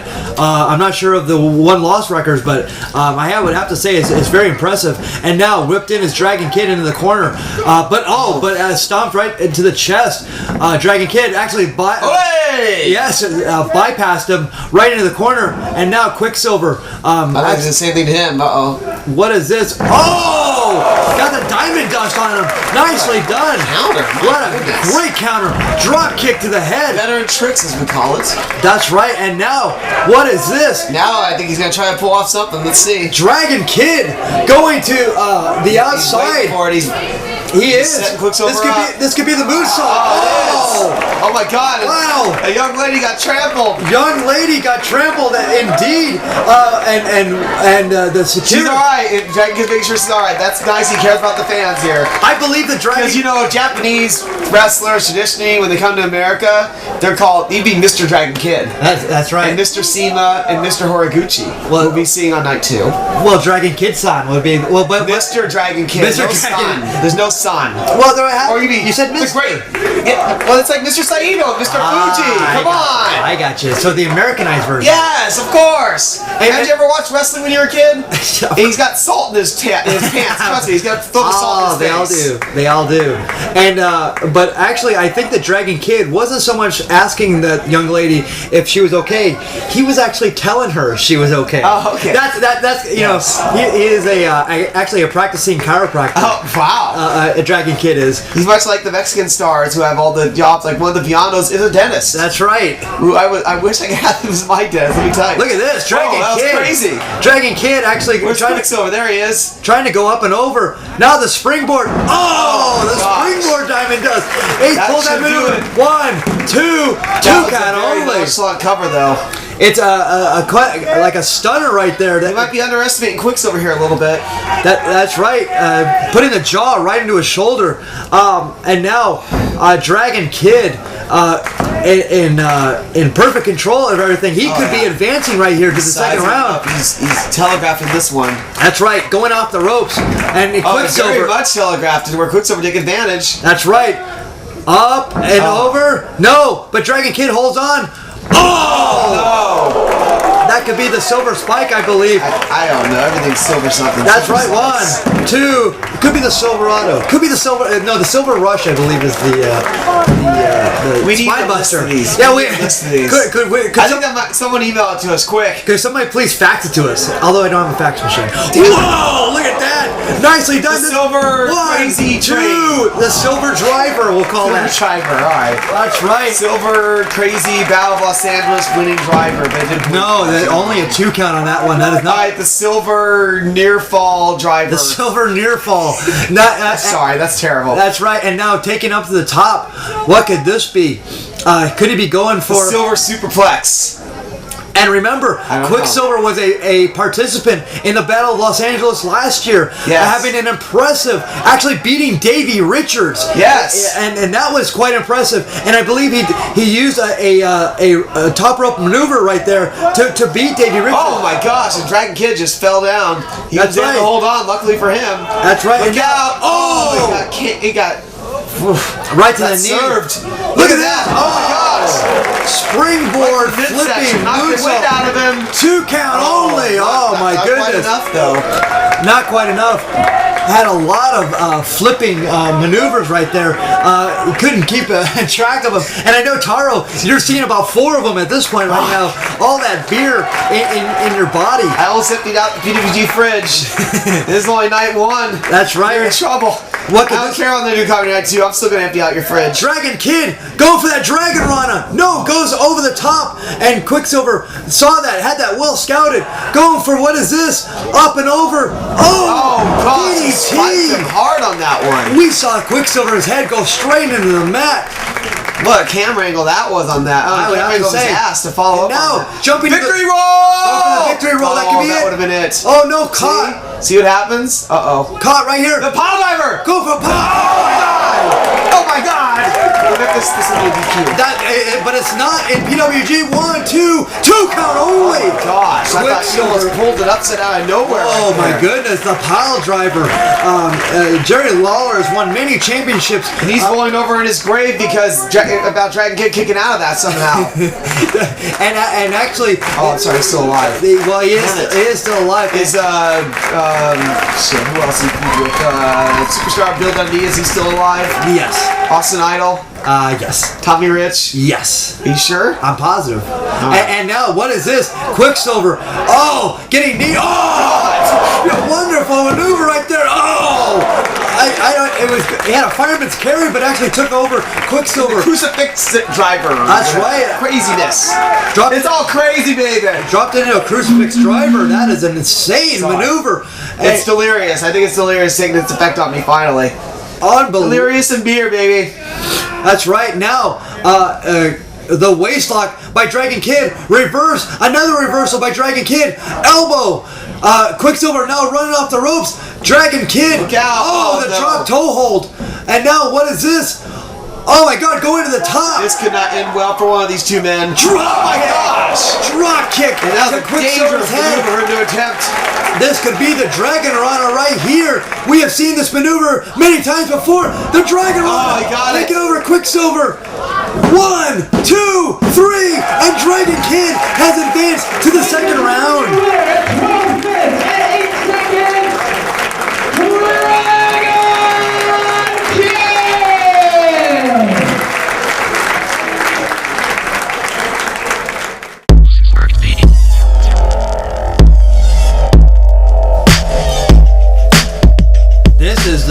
next match and final Block A match, and Rocky Romero, the replacement, the last-minute replacement, facing Roderick Strong. This should be a hard-hitting encounter in TARO. Absolutely.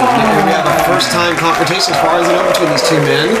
Although I do have to say he might have talked to his old partner Ricky Reyes, because Roderick Strong's made his Wrestling Guerrilla debut against Ricky Reyes in, I believe, February of last year at the World Famous Fitness Arena. Look at you with all your knowledge, and yes, it was Ricky Reyes versus Well, when I'm Roderick drunk, Strong. the history part of my mind works. So. That's right, and look at this, and both. Probably looks a little cocky there. I believe he's a little bit cocky at all times. At all times, that's right.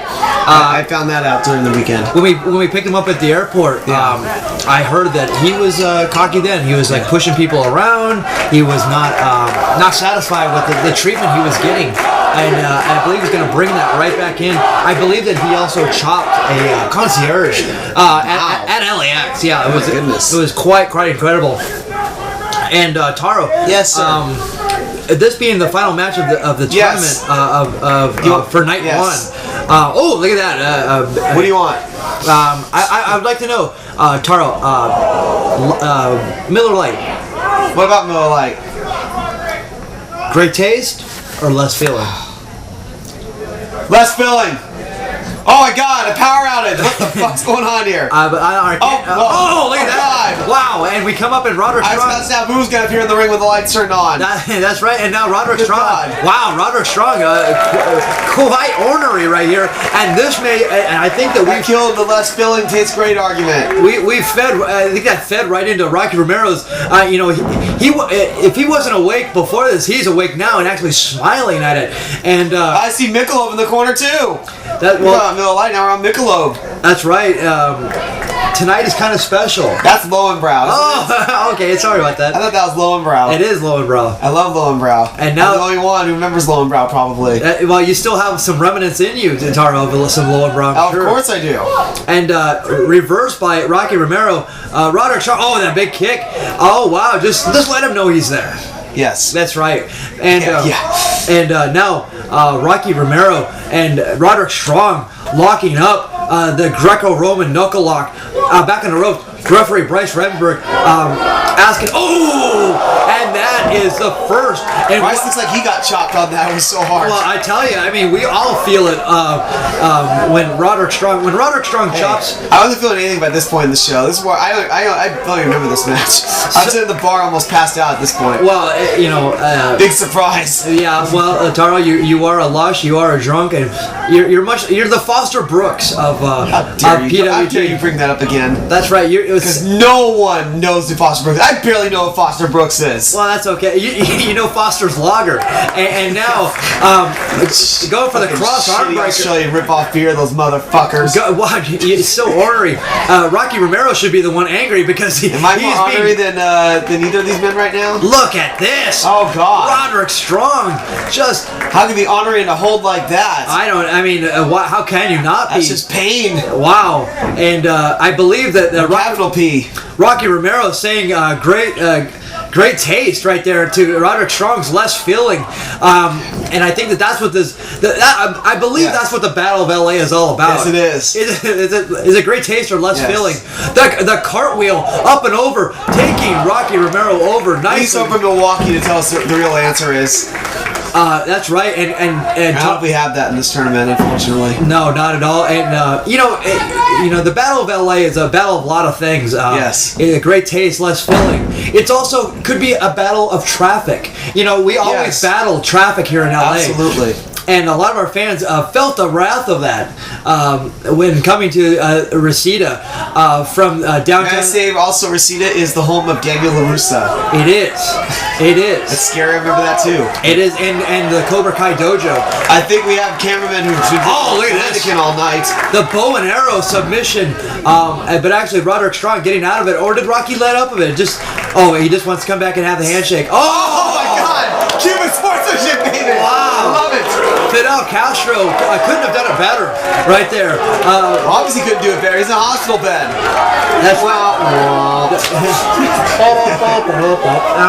and Thank you very much. I'm here all week. TARO with his I'm at the bar all weekend. Taro with his laughing impression right there, just getting a one-liner and then walking out. And he should. Whoa, but Roderick Strong's not doing any impression. I'll go out like I did in wrestling on top. That's right. I wouldn't want to feel the wrath of those chops. That's why I got out. Roderick Strong making his impression felt. And now Rocky Romero bailing out after Roderick Strong spit on him. Down the boat. This match is getting very heated. Well, of course it is, because this is for the Battle of Los Angeles. It is a battle. The winner of this match takes on Dragon Kid, an international superstar. That's right, and now. As our camera moves around, we're not gonna be able to see it. Yes, Rocky Romero going to work on those kicks, and now a big elbow to the face of Roderick Strong, and Roderick Strong down on his knees. I don't think but Roderick Strong fighting back with those chops, and Rocky Romero. He's vicious. He's a vicious competitor himself, and he's getting pummeled in this match. And I'm sure he's not feeling very well at this moment. For him to be frustrated is really says something. Yes, absolutely. And now we've seen him a lot over the years, and he's as tough as they come. Shoulder tackle right there by Roderick Strong. Off the ropes goes Roderick Strong. Up and over. Rocky Romero rolling back and gets him in a head scissors. Now rolling around. Roderick Strong flipping out of it. Take over. Here comes the monkey flip. But Roderick Strong gets out of it. Now goes for a monkey flip himself. Now Rocky lands on his feet as well. And now the body slam. Elbow drop. No, Rocky Romero. Our camera angle, our camera work at ringside, not being able to get that. What just happened? I apologize, fans. But Rocky Romero. I'd say a Mexican standout, but we have a Cuban and an American in the ring, so it doesn't work. That's right, and both these men have been around the world in a wrestling ring, so they, the Battle of Los Angeles could, if one of these men were to emerge victorious, that would be possibly the biggest win in their career. And now Rocky Romero floating over, quite possibly, yes. Front face lock and getting two left knees right there to the head. Now floating over. You would think the winner of this tournament is going to be right in line for Taja, Mr. Joseph Ryan. Joey have to be. The Joey Ryan could be the ultimate loser in this tournament, even though he's not in Actually, he could be a loser. Sometime this weekend. I've heard he might be defending his title on night 2. Yes, that is a. And he's prone to losing that title any time. He just has all his tricks. He has his bag of tricks, much like Felix the Cat, and he prevails. That's right, and he could be the ultimate loser in this weekend. Yes, he could be losing his title. He could be facing if he keeps his title. If he was lucky enough to do that, he could face the winner of the Battle of Los Angeles, and we still have. Let me see. Oh my gosh, there's about 12 guys feet tomorrow. We already have 5 guys eliminated here. That's right. Oh, look at this! Wow! Just stretching Rocky Romero. Got those arms, got those legs hooked up, and there's nowhere that Rocky Romero can go. Oh, but he didn't have a good. Oh, go to the eyes. That's the smartest thing he could have done at that point. You do what you gotta do in this tournament. That's right. It's for all the marbles here. That's right. It is the Battle of Los Angeles, and those marbles are golden in this tournament. We have golden marbles that we will be giving to the winner of this prestigious tournament. Granted, it's not the greatest of prizes, but it's hey, gold is like over $300 an ounce, so shut up. Hey, Taro. Yes. They're not really gold. Oh shit. Yeah. Sorry. So they keep on them down low. Oh, look at that, Rocky Romero floating over, and now they're battling on that ring apron. Oh my God! No! Oh, backbreaker. Lower spine.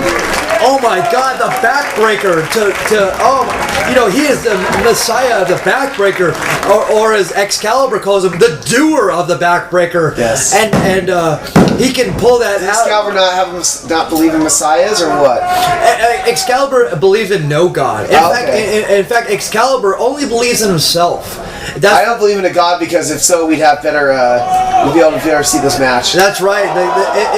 If God really existed, the camera work would be a lot better on this camera that we're doing the commentary on, and sometimes it fades out. So hopefully, for your view, you guys will be getting better perspective than us. That's right. One angle for this, just to let you know. You will be seeing the post-production of this. Yes. And Roderick Strong asking for the adulation of the fans, and the fans give it to him. The chops. He deserves it. He's a great competitor. That's why he's in Wrestling Guerrilla. Oh! Wow! Yes. You know, Roderick Strong actually, our audio are actually going out, and now Roderick Strong standing on one of the chairs asking for the adulation of the fans. Yes. Those drunk fans at ringside just loving every single minute of it. And Rocky Romero fighting back with chops of his own, which are no favor. And believe me, I've been in the ring with Rocky Romero. Yes, I've seen those matches. And it was no party to get a chop from Rocky Romero, but Roderick Strong just has just tremendous chops. I mean, they're unequal to anybody in professional wrestling. Belly to back suplex, actually. Oh, the side backbreaker right there. You know, he can pull that backbreaker out of any position. And now shades of the Iron Sheik or Santo with the camel clutch. Santo. Except he's going for a variation because he's grabbing the legs. That's right. Actually, oh my God, it's a surfboard. Wow. Wow, this is... that's very rude, I think, this hold. I believe that Rocky Romero, he has no way of tapping out. He's gonna tap his head against the mat? I don't know. I don't know. He was... Hey, I just go over the fish hook or what? I believe he... No, not quite. Nope. Not fish hooking. Oh. But actually just grabbing his face so he could drive his knee back into the back of the head.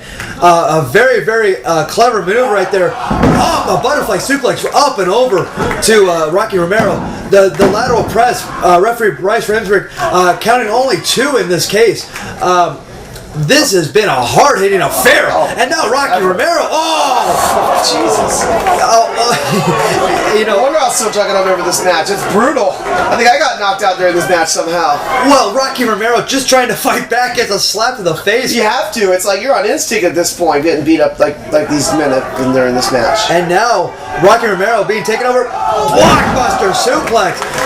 Taking Rocky Romero up and over. And now hooking a leg.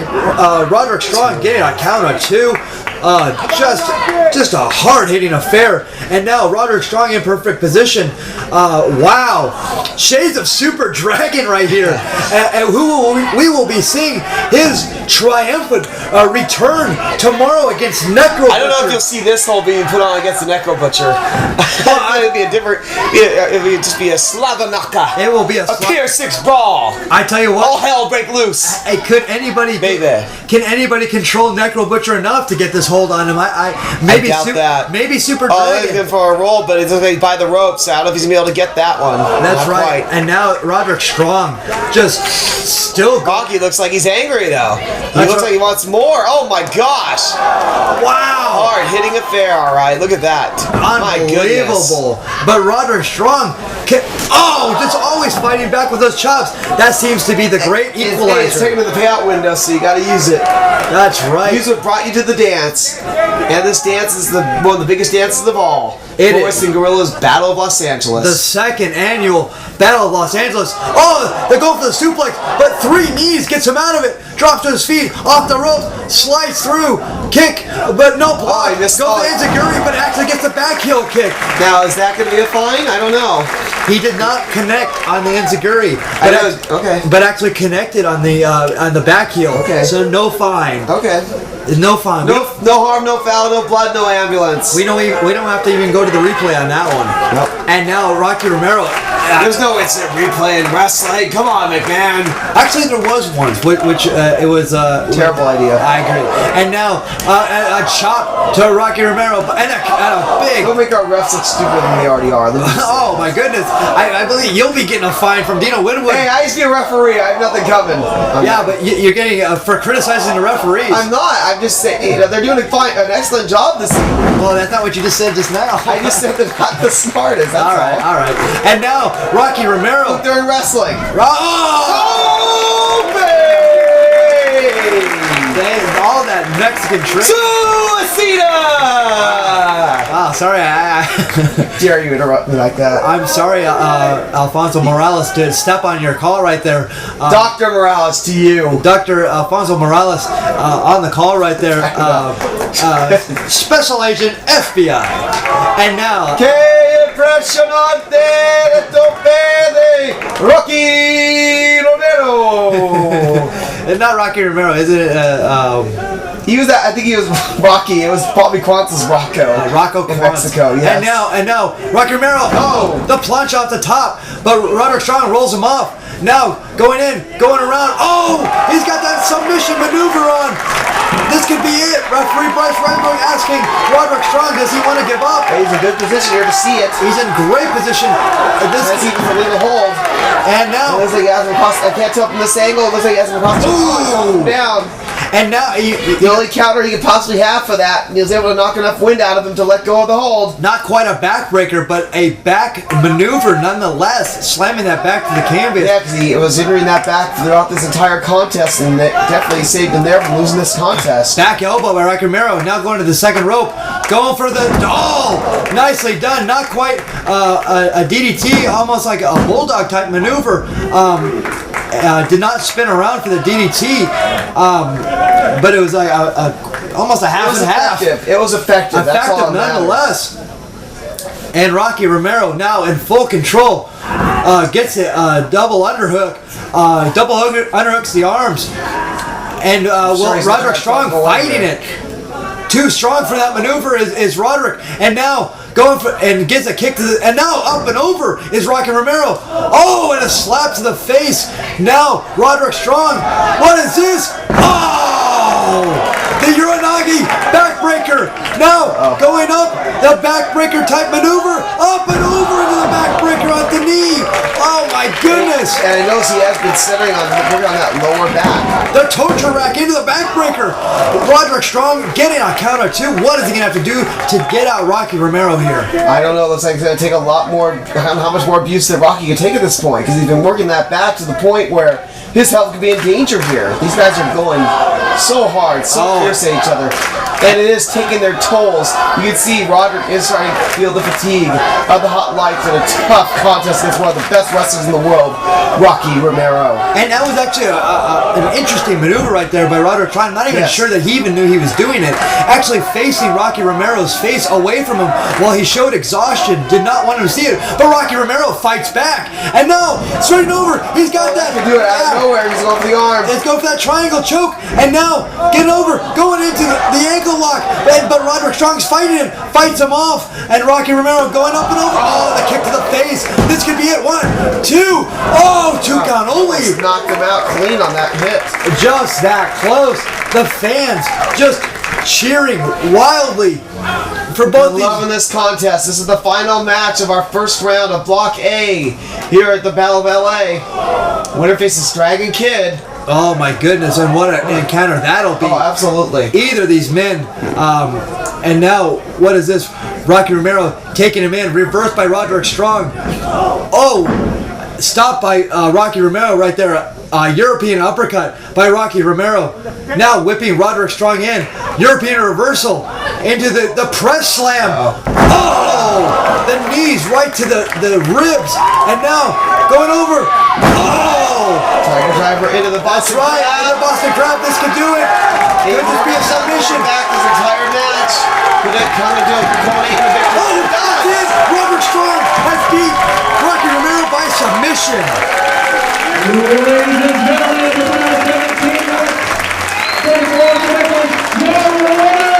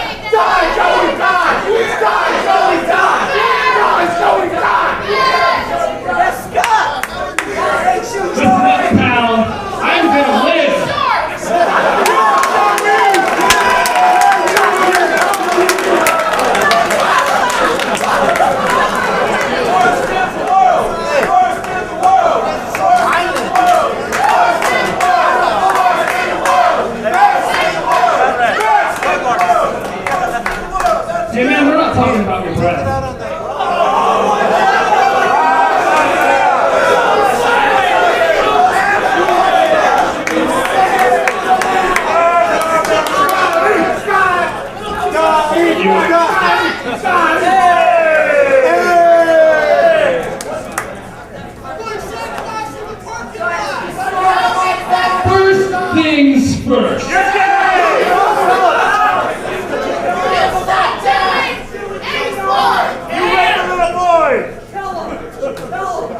Rick Knox. You better call this match down the middle. Or else I will once again leave you laying in a pool of your own blood.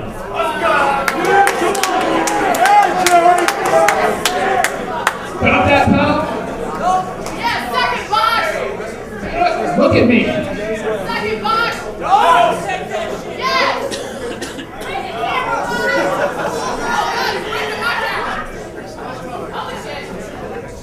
Now you're all wondering who our mystery partner is.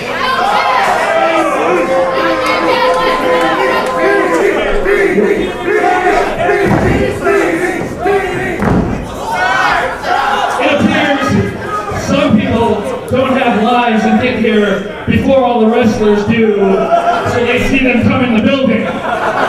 Way to ruin the surprise, pal!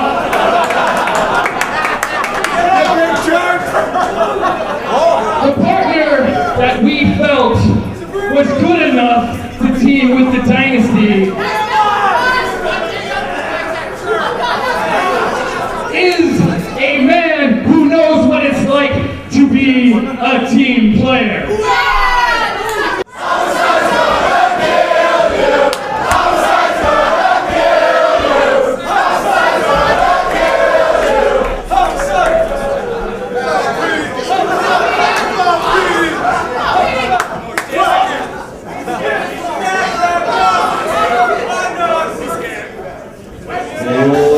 With the first round of the Battle of Los Angeles completed, we have come to an 8-man tag team match.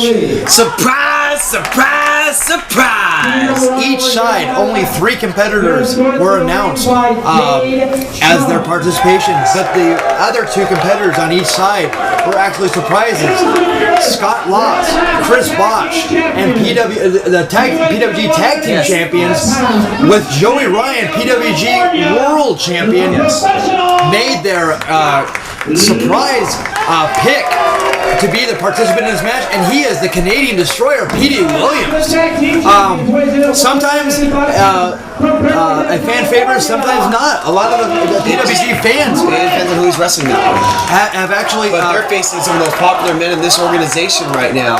Because you got the B-Boy who came so ridiculously close to winning the title, it's not even fun. Yeah, against Joey Close than Ryan A-Man has ever come, I'd say. at Tremendous, which was the PWG 3-year anniversary. We got Hugo Tornado, who's one of the most popular wrestlers in this company. if not the world. Yes, exactly.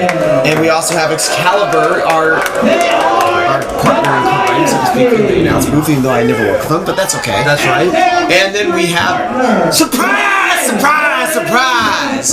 One half of your first ever tag team champions. That's right. They would be so they are familiar with winning tournaments. Yes. And So we have the first chance against the current champs. that's right. And B-Boy was actually in the very first tournament for Pro Wrestling Guerrilla, the Badass Mother 3000. And actually, he was. Yes, he was. I was in the same tournament, I remember that. Yes, he was. You were in that tournament too, tell me. Yes, he was. He actually advanced, but did not participate in the later rounds. Actually, Lil Cholo took his place. That's right. So he did win his first round match, but was unable to continue. I'm sure he'll come to us. And referee Rick Knox has the That was 300 years ago, it doesn't matter. well, it was 3 years ago. People don't remember history in wrestling, so what's the difference? Well, that's not true. People actually are sticklers for history in wrestling. They should be. Yeah. Because history, and I'm just saying, history shows that history is not well represented. That's right. It's getting better. It is getting better. Now, is it history or his story? Depends on who. It might be her story. That's right. I just busted a little public enemy. Well, thank you very much. I appreciate that. Not a problem. And now here is Homicide making his return to Pro Wrestling Guerrilla. Well over a year, I believe. I believe last time I was here, it was when he got his title shot Super Dragon. That's right. And that was a hard-hitting encounter. I believe that was January of last year. That's right, and now I remember the name of the show. I believe that was Card Subject to Change. Card Subject to Change, and I believe that there was a lot of it was a hard-hitting match back then. Absolutely, it had to be between those two men. That's their style, and they at work. And you better believe these men are worried, I'm sure, about Homicide's hard-hitting style in this match. That's right, and so I know Chris Bosh does not like getting lit up. I know he wants to protect that chest, that pasty white chest of his. Now, this is a very interesting maneuver by the Dynasty, as they are known. Oh man, and the other team. I don't know. They don't have a team name, so. B-Boy actually starting this match with Joey Ryan, picking up right where they left off. Surprised that B-Boy's able to contain himself. Yes, I didn't think so. That was going to be my point. I don't know. You gotta consider that Joey Ryan. But you know what? What he tried to do worked because look, B-Boy looks flustered by that. Joey Ryan, much like the Austin Powers movies, Joey Ryan, the fat bastard. Yes. Of PWG. And I could not believe for 1 second that he would start out that match with B-Boy. If he was a man and decided to, hey, he's your world champion. Don't you forget that. Well, I mean, he's holding on to the belt by the skin of his teeth, and with only his cunning. And those are some long teeth and strong teeth he must have. Definitely. In the words of Honky Tonk Man, I'm sure I've said many times. I'm not Honky Tonk Man. Jesse the Body Ventura says about Honky Tonk Man. Sometimes it's better to be lucky than good. Well, absolutely, and that's the way. Look at that. B-Boy rolling off the back. Oh, blocked right there by B-Boy was that kick by Scott Loss. Now reversing into the corner. Scott Loss now going in. A back kick by B-Boy. Oh, just a punch to the face by B-Boy. Rolling in Scott Loss. Liberty's here. Now this is, we have seen this encounter. If you follow Southern California. Oh, nicely done by B-Boy. That's something I was getting ready to bring up. And there's a lot of history here because B-Boy's worked many matches with, well, at least the three men from Southern California. Same with Excalibur has worked many times with these men. And I'd say same thing, definitely Human Tornado as of late because he was one half the tag team champion. That's right. And now look at this. At some point. Excalibur taking over Chris Bosh. Wow, you talk about OG Pro Wrestling Guerrilla. That's right. That was a match on the first ever show. That's right. Actually, Excalibur knocking out Chris Bosh. Exactly. And I believe 5 minutes. And they had and you know that Bosh is not going to forget that. They had a wild feud where Excalibur's good at knocking people out. I got knocked out in this very building. Not where we're at now. I mean the American Legion Hall by Excalibur. Well, give it a chance. You'll be knocked out in this building, I'm sure. Go for the monkey flip. Would have been go for it now. I'll run to the wall head first. And look at this. Chris Bosh. Oh, just thrown. Oh, and a drop kick to the face of Chris Bosh, the one half of the tag team champions. And now tag into Homicide. And as we have, and look, he's representing this area. In this area, look, he's got the NWA shirt. Very good. That's right. I'll drink to that. Like I need an excuse to drink, but I'll drink to that anyway. Straight out of Compton, crazy MF called Homicide in the ring right there. Now in with Petey Williams, the roll up. And now the front face lock. Petey Williams gets out of it into the hammer lock. Homicide not wanting to go to the ropes, but actually finding out that nicely done right there by Homicide. And now getting over into a camel clutch. Does not have the arms over, but that allows Petey Williams to flip him over. And now Petey Williams has his leg now ripping back at the face of Homicide. And now, and we have failed to mention Jade Chung at ringside. How can we fail to mention her? The constant distraction of for arrogance and it's our distraction too.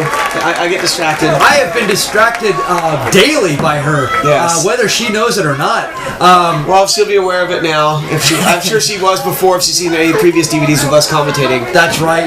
We're very distracted. She is a constant distraction, and you can. And not that I mind. I don't mind this kind of distractions in life. You cannot fault her her actions because they hold. You can fault her actions. It's just because she is doing some dastardly deeds. But the dastardly deeds have led to all them having first staple having all the gold. Yeah, I know it's been effective. That's all I'm going to finish up my point. Is that I'm sure what she's done has been what I consider, good, quote unquote. But it's been effective. And that's all that matters. Well, it all comes down to money. Her dastardly deeds have also got her some beer money on the side. Oh shit! I gotta try that. That's right. And see, Homicide will tell you. He got the end of his shirt. I'm sure he knows Wu-Tang because it's cream. Cashes everything around me. That's right. Dollar bill, y'all. And that's why you want the gold, baby. And that brings in the cash. That gets Joey Ryan his little van, and he can soup it all up and bring in the 12-year-old girls. That's right. I think they're 12 this week. and have some good times. And Joey Ryan, PWG champion. That means he gets a bigger percentage of the wealth here in PWG. Of course. That means he can make more runs to Baskin Robbins and Krispy Kreme. Absolutely. And Taco Bell. And use that extra money in order to, pay off, the poo-poo. Because that's why Homicide says fuck the police. The popo. I think that not the I said the poo-poo. You said the poo-poo. I said the poo-poo. It's the popo. They are poo-poo to me. Street lingo. Gotta be street wild. I'm drunk. Speaking of street fighting. Oh my God. Homicide and Petey Williams. I don't know what the mean streets of Canada. Was he from Toronto? I believe. I don't know. I'm not sure. I'm not quite. I don't know where he's from. He's from Canada. I don't know any mean streets up there. No, not at all. And look at Homicide just rolling out of anything that Petey Williams does. And now Petey Williams takes the leg and tries to cinch in the leg, and now pulling that hair of Petey Williams. Homicide has no hair. Exactly. That's smart. But he's got the bandana. He's got the bandana, which he can be get the bandana pulled on. And also has a hurt shoulder now. Quite interesting to notice. Two members on one side actually have injuries to their shoulders. Yeah, exactly. Human Tornado coming with his shoulder taped up, and Homicide also with the tape on there too. Now tagging in. See, I always bugs me because it's a sign to your opponents that you have an injury, but you still have to protect it. So it's kind of a catch-22, if you will. It should be just a target. And look at Joey. It should be a bullseye. You're right. I think you're right. And look at Joey right there, just stalking Homicide. And that may lead to his. Joey looks like he's terrified here. Well, he better be, because he gave Homicide the opening. Yeah. And trying to be methodical, but Homicide is all he is the killer in the ring. And Joey, I'm sure, is scared because if Homicide is able to pin Joey Ryan in this contest, that means he's gonna get a title shot. That's true. Because at this point, we don't know who the number one contender is, because it was B-Boy and he actually lost last show. And look at this. Sure, it was a fluke, but the bottom line is scoreboard. That's the scoreboard said Joey Ryan won. That's right. And Human Tornado, fresh off his appearance. I'll say how fresh. He doesn't look very fresh right now, unfortunately. Well, he's fresh off his appearance in Nacho Libre, but not fresh in the ring right now. Snowflake. That's right. Sorry, I had to do it. It was El Snowflake and Nacho Libre, but now he wants to be baby. He wants to be the PWG champion, and he's in there with the PWG champion. Obviously, not the title, not on the line, but getting the toothpick flipped into his face. And look at this! Oh, the pimp slap by a Human Tornado, whipping the PWG champion in. Oh, there's a lot of bad blood here. That's right. This Tornado lost his girl. That's right. Jade Chung. Scorpio Sky is very suspicious of his absence. He could be hiding out in the back, ready to interfere at some point. And look at this! Oh, Joey Ryan getting his hands in that afro of Human Tornado, taking him down. Now reversal by Human Tornado, drop down, goes for the leapfrog, goes for the split. Joey Ryan up and over, and now the drop kick by Human Tornado. Nicely done by Human Tornado. Like the side off by the rib cage. And this is a signature maneuver by Human Tornado. He gets you in the corner. He goes to the kid play kick step, and now the spin around and the split right to the crotch of PWG champion. And Rick Knoxley, he missed that maneuver because it looks like Joey's teammates were complaining to the referee, and they ended up being a detriment to Joey. That's right, and Human Tornado getting slapped by the corner. All these men want to definitely, get their licks in, if you will. Joey Ryan getting one from. Whoa! What? Are you? Wow! No! What? What? Rick Knox getting in on the I think action. the fans are so happy about that. 1, 2, Rick Knox has not had the best history of Joey Ryan. No, not at all. And he got caught up in the moment.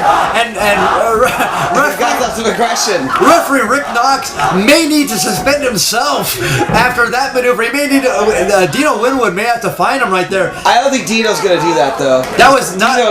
Dino has no love lost for Mr. Ryan. This is very true, but you have to be professional in there at all times. And but the thing is too, is that Dino got attacked this evening. He might not even be watching this. that's very true. And now Joey Ryan in the corner. So shit, we should B-Boy running. got some shit tonight, Disco Machine. That's right. And B-Boy with the drop kick to the corner. That was brutal by B-Boy. And now dragging Joey Ryan out. And that is no small task. Dragging Joey Ryan. He could barely get him about an inch right there, B-Boy, because of the immense weight of Joey Ryan. And Joey Ryan. Well, he's trying to be a heavyweight champion. Although our belt does not have a weight class, so we need to tell him that. Well, it is a world champion, and you represent PWG, and Well, that's why he needs to stop eating those donuts. look at that. A second headbutt by Excalibur coming in. His head is full of knowledge, so it makes that head as hard as titanium. That's right, and look at this. Excalibur going to the second rope, and now double knees to the midsection of Joey Ryan. Also, and if Excalibur came off at anywhere else in the ring, he would definitely hit Joey Ryan's stomach because it's such a wide spread. And as I say, when it comes to facing a punch, a knee, an elbow, a kick from Excalibur, it's even more painful because he is much like Wolverine in that the strikes, it just feels like metal's hitting you because he's all bone. He's bony. Let me just say that, he's bony. He is Bony Maroney, and now the knee to the Bony Maroney. All right. Oh, I don't want to start singing "Playing 1,000 Dances." That's na na na na na na na na na na. Taro losing his mind. Well, you say grab them cakes earlier, so I can sing "Land of 1,000 Dances." It's the same goddamn album. That was at least 4 hours ago. Now the double team by Homicide and B-Boy, the drop toe hold, and now B-Boy tells Homicide to get him in position, running off the ropes. What is this? Oh, a second time. Getting that momentum a third time. Joey Ryan a fourth time. What the hell is going on here? Unbelievable. There's a time of this contest, Mr. B-Boy. Joey Ryan getting the momentum of 4. It seemed that The wind sprint, the 100-meter dash. That seemed like B-Boy was a prisoner of inertia right there. And if you don't know what inertia is, please look it up in your physics books Or just go to dictionary.com. There, it's easier for you that way. see, that's the easy way out, Taro. I know, but how many people are taking physics who are wrestling fans? Come on. Hey. Any people who actually are taking physics right now as they're watching this, go on the Wrestling Guerrilla board. Let's start that thread. I want to see how many there are. You heard straight from me. I want to know. Prove me that you Wrestling Guerrilla fans are smarter than the average wrestling fan. Look at this. God damn. Human tornado. With the sunset flip up and over. But Petey Williams. Veteran switch.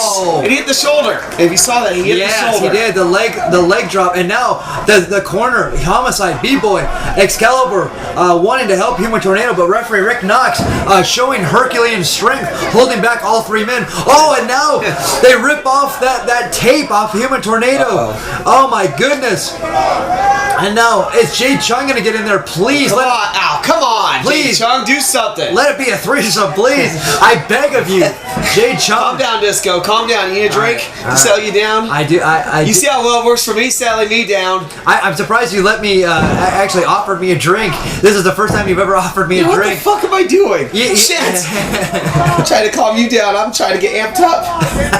That's okay. And now Scott lost. Now going on Human Tornado, grabbing the hair, and now this is. Ooh, suplex. The shoulder, I'm sure, is not gonna be good after all that. Yeah, it's wide open now for these guys. And Human Tornado, just. We'll see how smart they are. Let's see if they can remember which shoulder was hurt. Well, that. I'm just bringing that up. That might be actually the Dynasty's downfall of not knowing actually what the shoulder was. Come on, Tornado. Don't hold that shoulder that's hurt. Yeah, don't hold it. Hide it. Grab the other shoulder. Trick him. But that's what I would do if you're a veteran. You grab the other shoulder and try to trick him. But I think it's no mystery that it's the left shoulder right there. What? That's the right. He's holding the right one open. Right. No, it is Human Tornado's right, but if you're looking at it, it would be his left. Stage left. There you go. I gotcha. There you go. I don't know how I got you, because I'm not to meet my point of the show where I'm not going to remember this match, like when I watched the show live. That's right. Sorry, I'm telling you this, we're not doing this live. I'm sorry. That's okay. So think of it this way. It's not like, for instance, if you were going to work an opponent's arm, go after his right arm. If you were going to go after his right arm, you would focus on his, what would essentially be his left arm, but as you're looking at it, it's his right arm. If I'm looking at you, Taro, and I'm looking at your arm. Let's get to the match. I'm too drunk for you to get with me on this. This is part of physics. This is why you're not a physics major. Fuck physics. I was asking. I just wanted to see the intelligence of our fans. That's all. I see. I better see that thread in a month or so when this DVD comes out. Otherwise, I'll be pissed. I'll have to join the message board and be like, "Where's my physics majors?"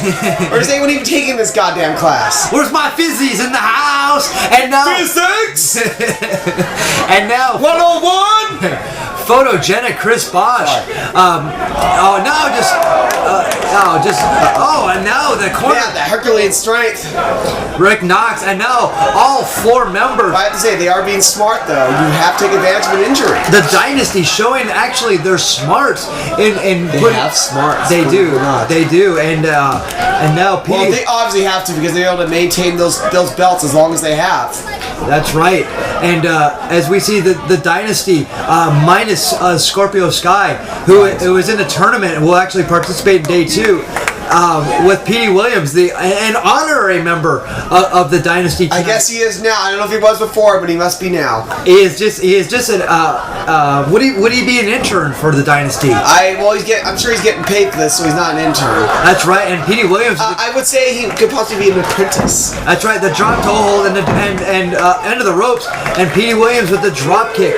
And now, although I say that, he might have more wrestling experience than any of these men in this contest. I don't know for sure. That's very possible. And now Jade Chung, a distraction. That's not enough of a distraction for us. And Homicide coming into the ring. Rick Knox being... Jay, do more distractions. There you go. Oh, never mind. Wow. And as we said at the beginning of this match, referee Rick Knox is going to have no small task in holding all 8 of these men, holding them at bay. Yeah, I'll say, why isn't Bryce out here helping him? Bryce needs to be, ready for any second. Any second here, this could all break loose. That's right. If it hasn't broken loose already. And now look at Joey Ryan just shaking all that ample midsection and waving those pudgy fingers at the other corner, asking him to come in. But as immense as his weight, he was able to lift his body up for that drop kick. As massive as his body weight is, he has that picture perfect drop kick and a unpicture perfect lateral press. That will not beat Human Tornado, not at all. And then, you added the save in there, and, that's not going to happen. That was a smart move, though, because Tornado is in deep trouble here at this point. That's right, and Joey Ryan actually summoning the adulation from Jade Chung. I think he's going to summon up the accolades of Tom Selleck. Possibly. I think he's already taken all that. Tom Selleck has nothing left. Whoa, Jade Chung! He had anything left for like about 15 years. That's right, not since Mr. Baseball has Tom Selleck been around. And now, rolling, two count only, but what? I saw the count stop. Yeah. That could have been a 3 count very easily. And we see Candice LeRae, which also we have not made mention of. She needs to do something here. Yeah, I have no problem. Yeah, I say, she can just... What is this? Too, that's fine. Candice LeRae. Hey, wait a minute. Oh, my gosh. The pimp slap. Known. The pimp slap by Candice LeRae. Oh my God. That nigga dead. Unbelievable. A finishing maneuver for Human Tornado. That's right. I think Joey's... Good Lord, Joey could have any serious injuries from that move. A finishing maneuver. Good Lordy. But make the tag, Human Tornado. This is your chance, baby. A finishing maneuver on other occasion, but a desperation maneuver at this point. Human Tornado, actually Joey Ryan making the tag out to Petey Williams. Human Tornado tags out to Homicide. Now Homicide! Casa de fuego! That's right, now Petey Williams up and over. goes Petey Williams. Here comes Scott Lost. Cutter! Oh, nicely done. And now Chris Bosh going for the body slam. Off the ropes goes Chris Bosh. Oh! The exploder suplex. Wait a minute, who's the legal man though? That's what we need to figure out. The legal man is Petey, I believe. Yeah, Petey Williams, you're right. Petey Williams. Wow. ¡Qué impresionante! Tope con hilo! The Homicide! Homicide getting that chair, and now I didn't see it, Lucha enough. Scott. Homicide! Oh, B-Boy!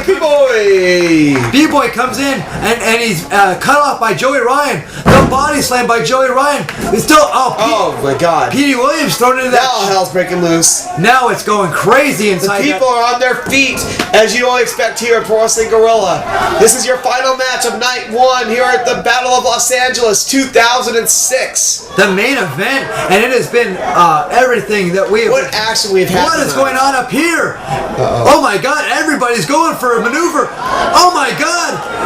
Six people on the corners, and now what is this?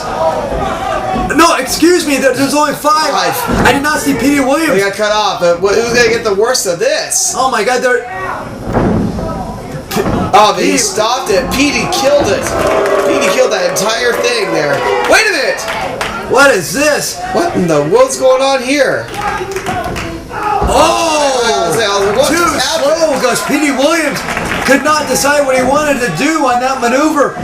He obviously has some friction going on here, possibly. I don't know. Right. And now Petey Williams being set up by Homicide and B-Boy in that look corner. at that friction's got him. It's got him nowhere. Except to ever maneuver B-Boy and Homicide have dreamed up. This cannot be good. And now Chris Bosh stops it. What they were going for. And now Chris Bosh.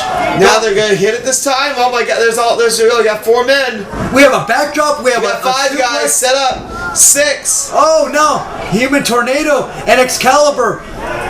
And oh my God. And it looks like Joey landed on B-Boy. I'm sorry, Petey's back.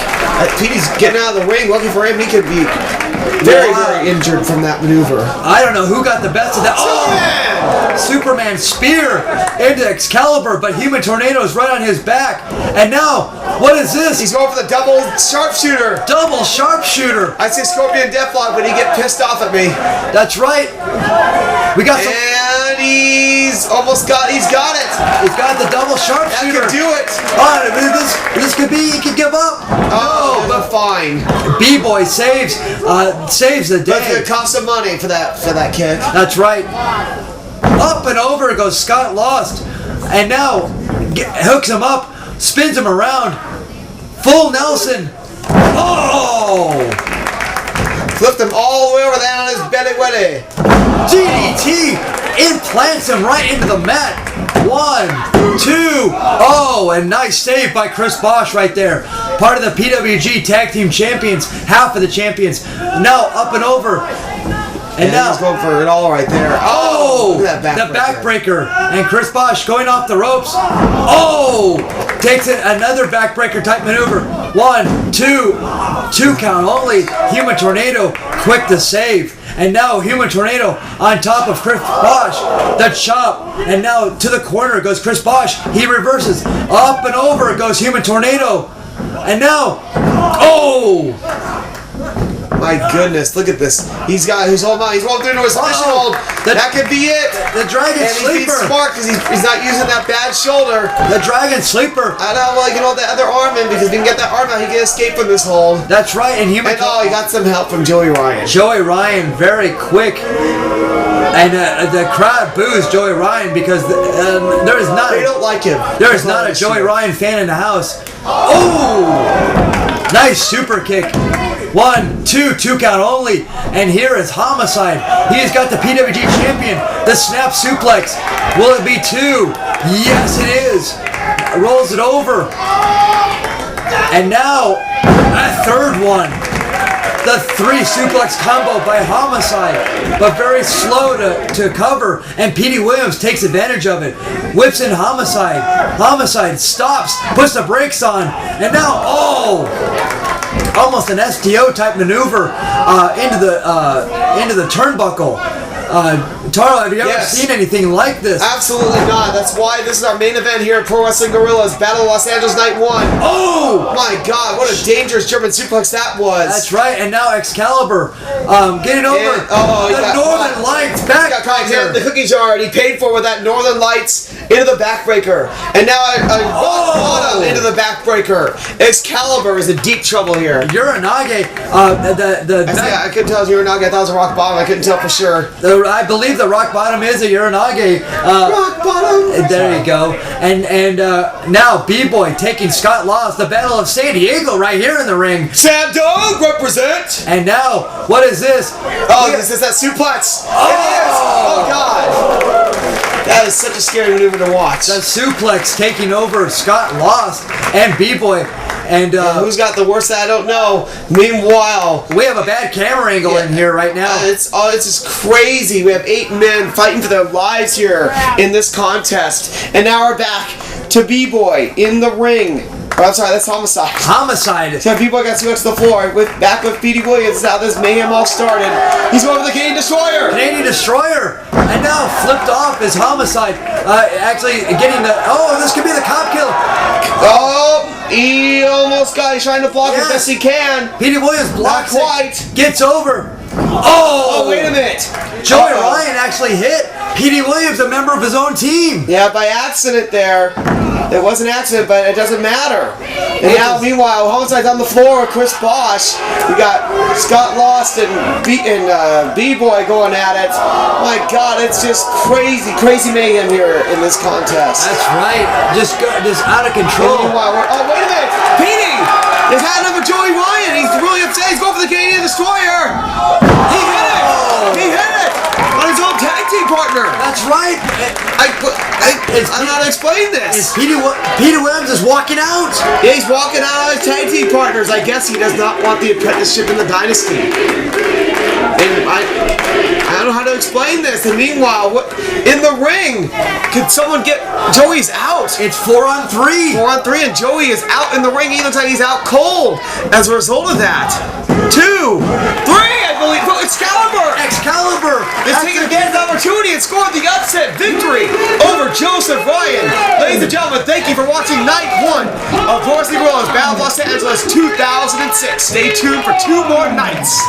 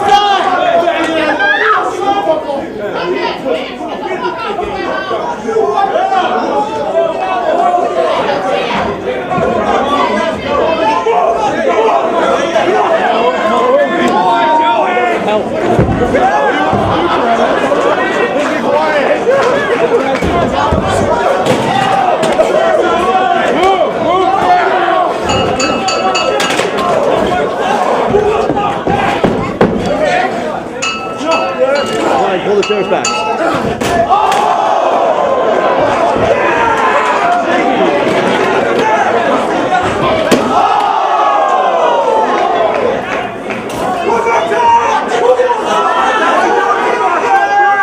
Come back.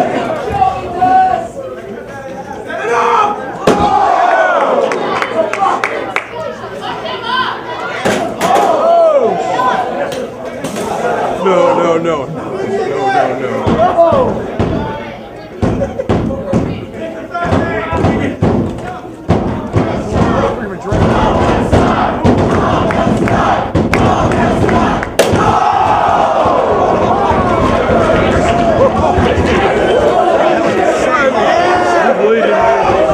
Dude, you killed that guy! Oh, nice movement.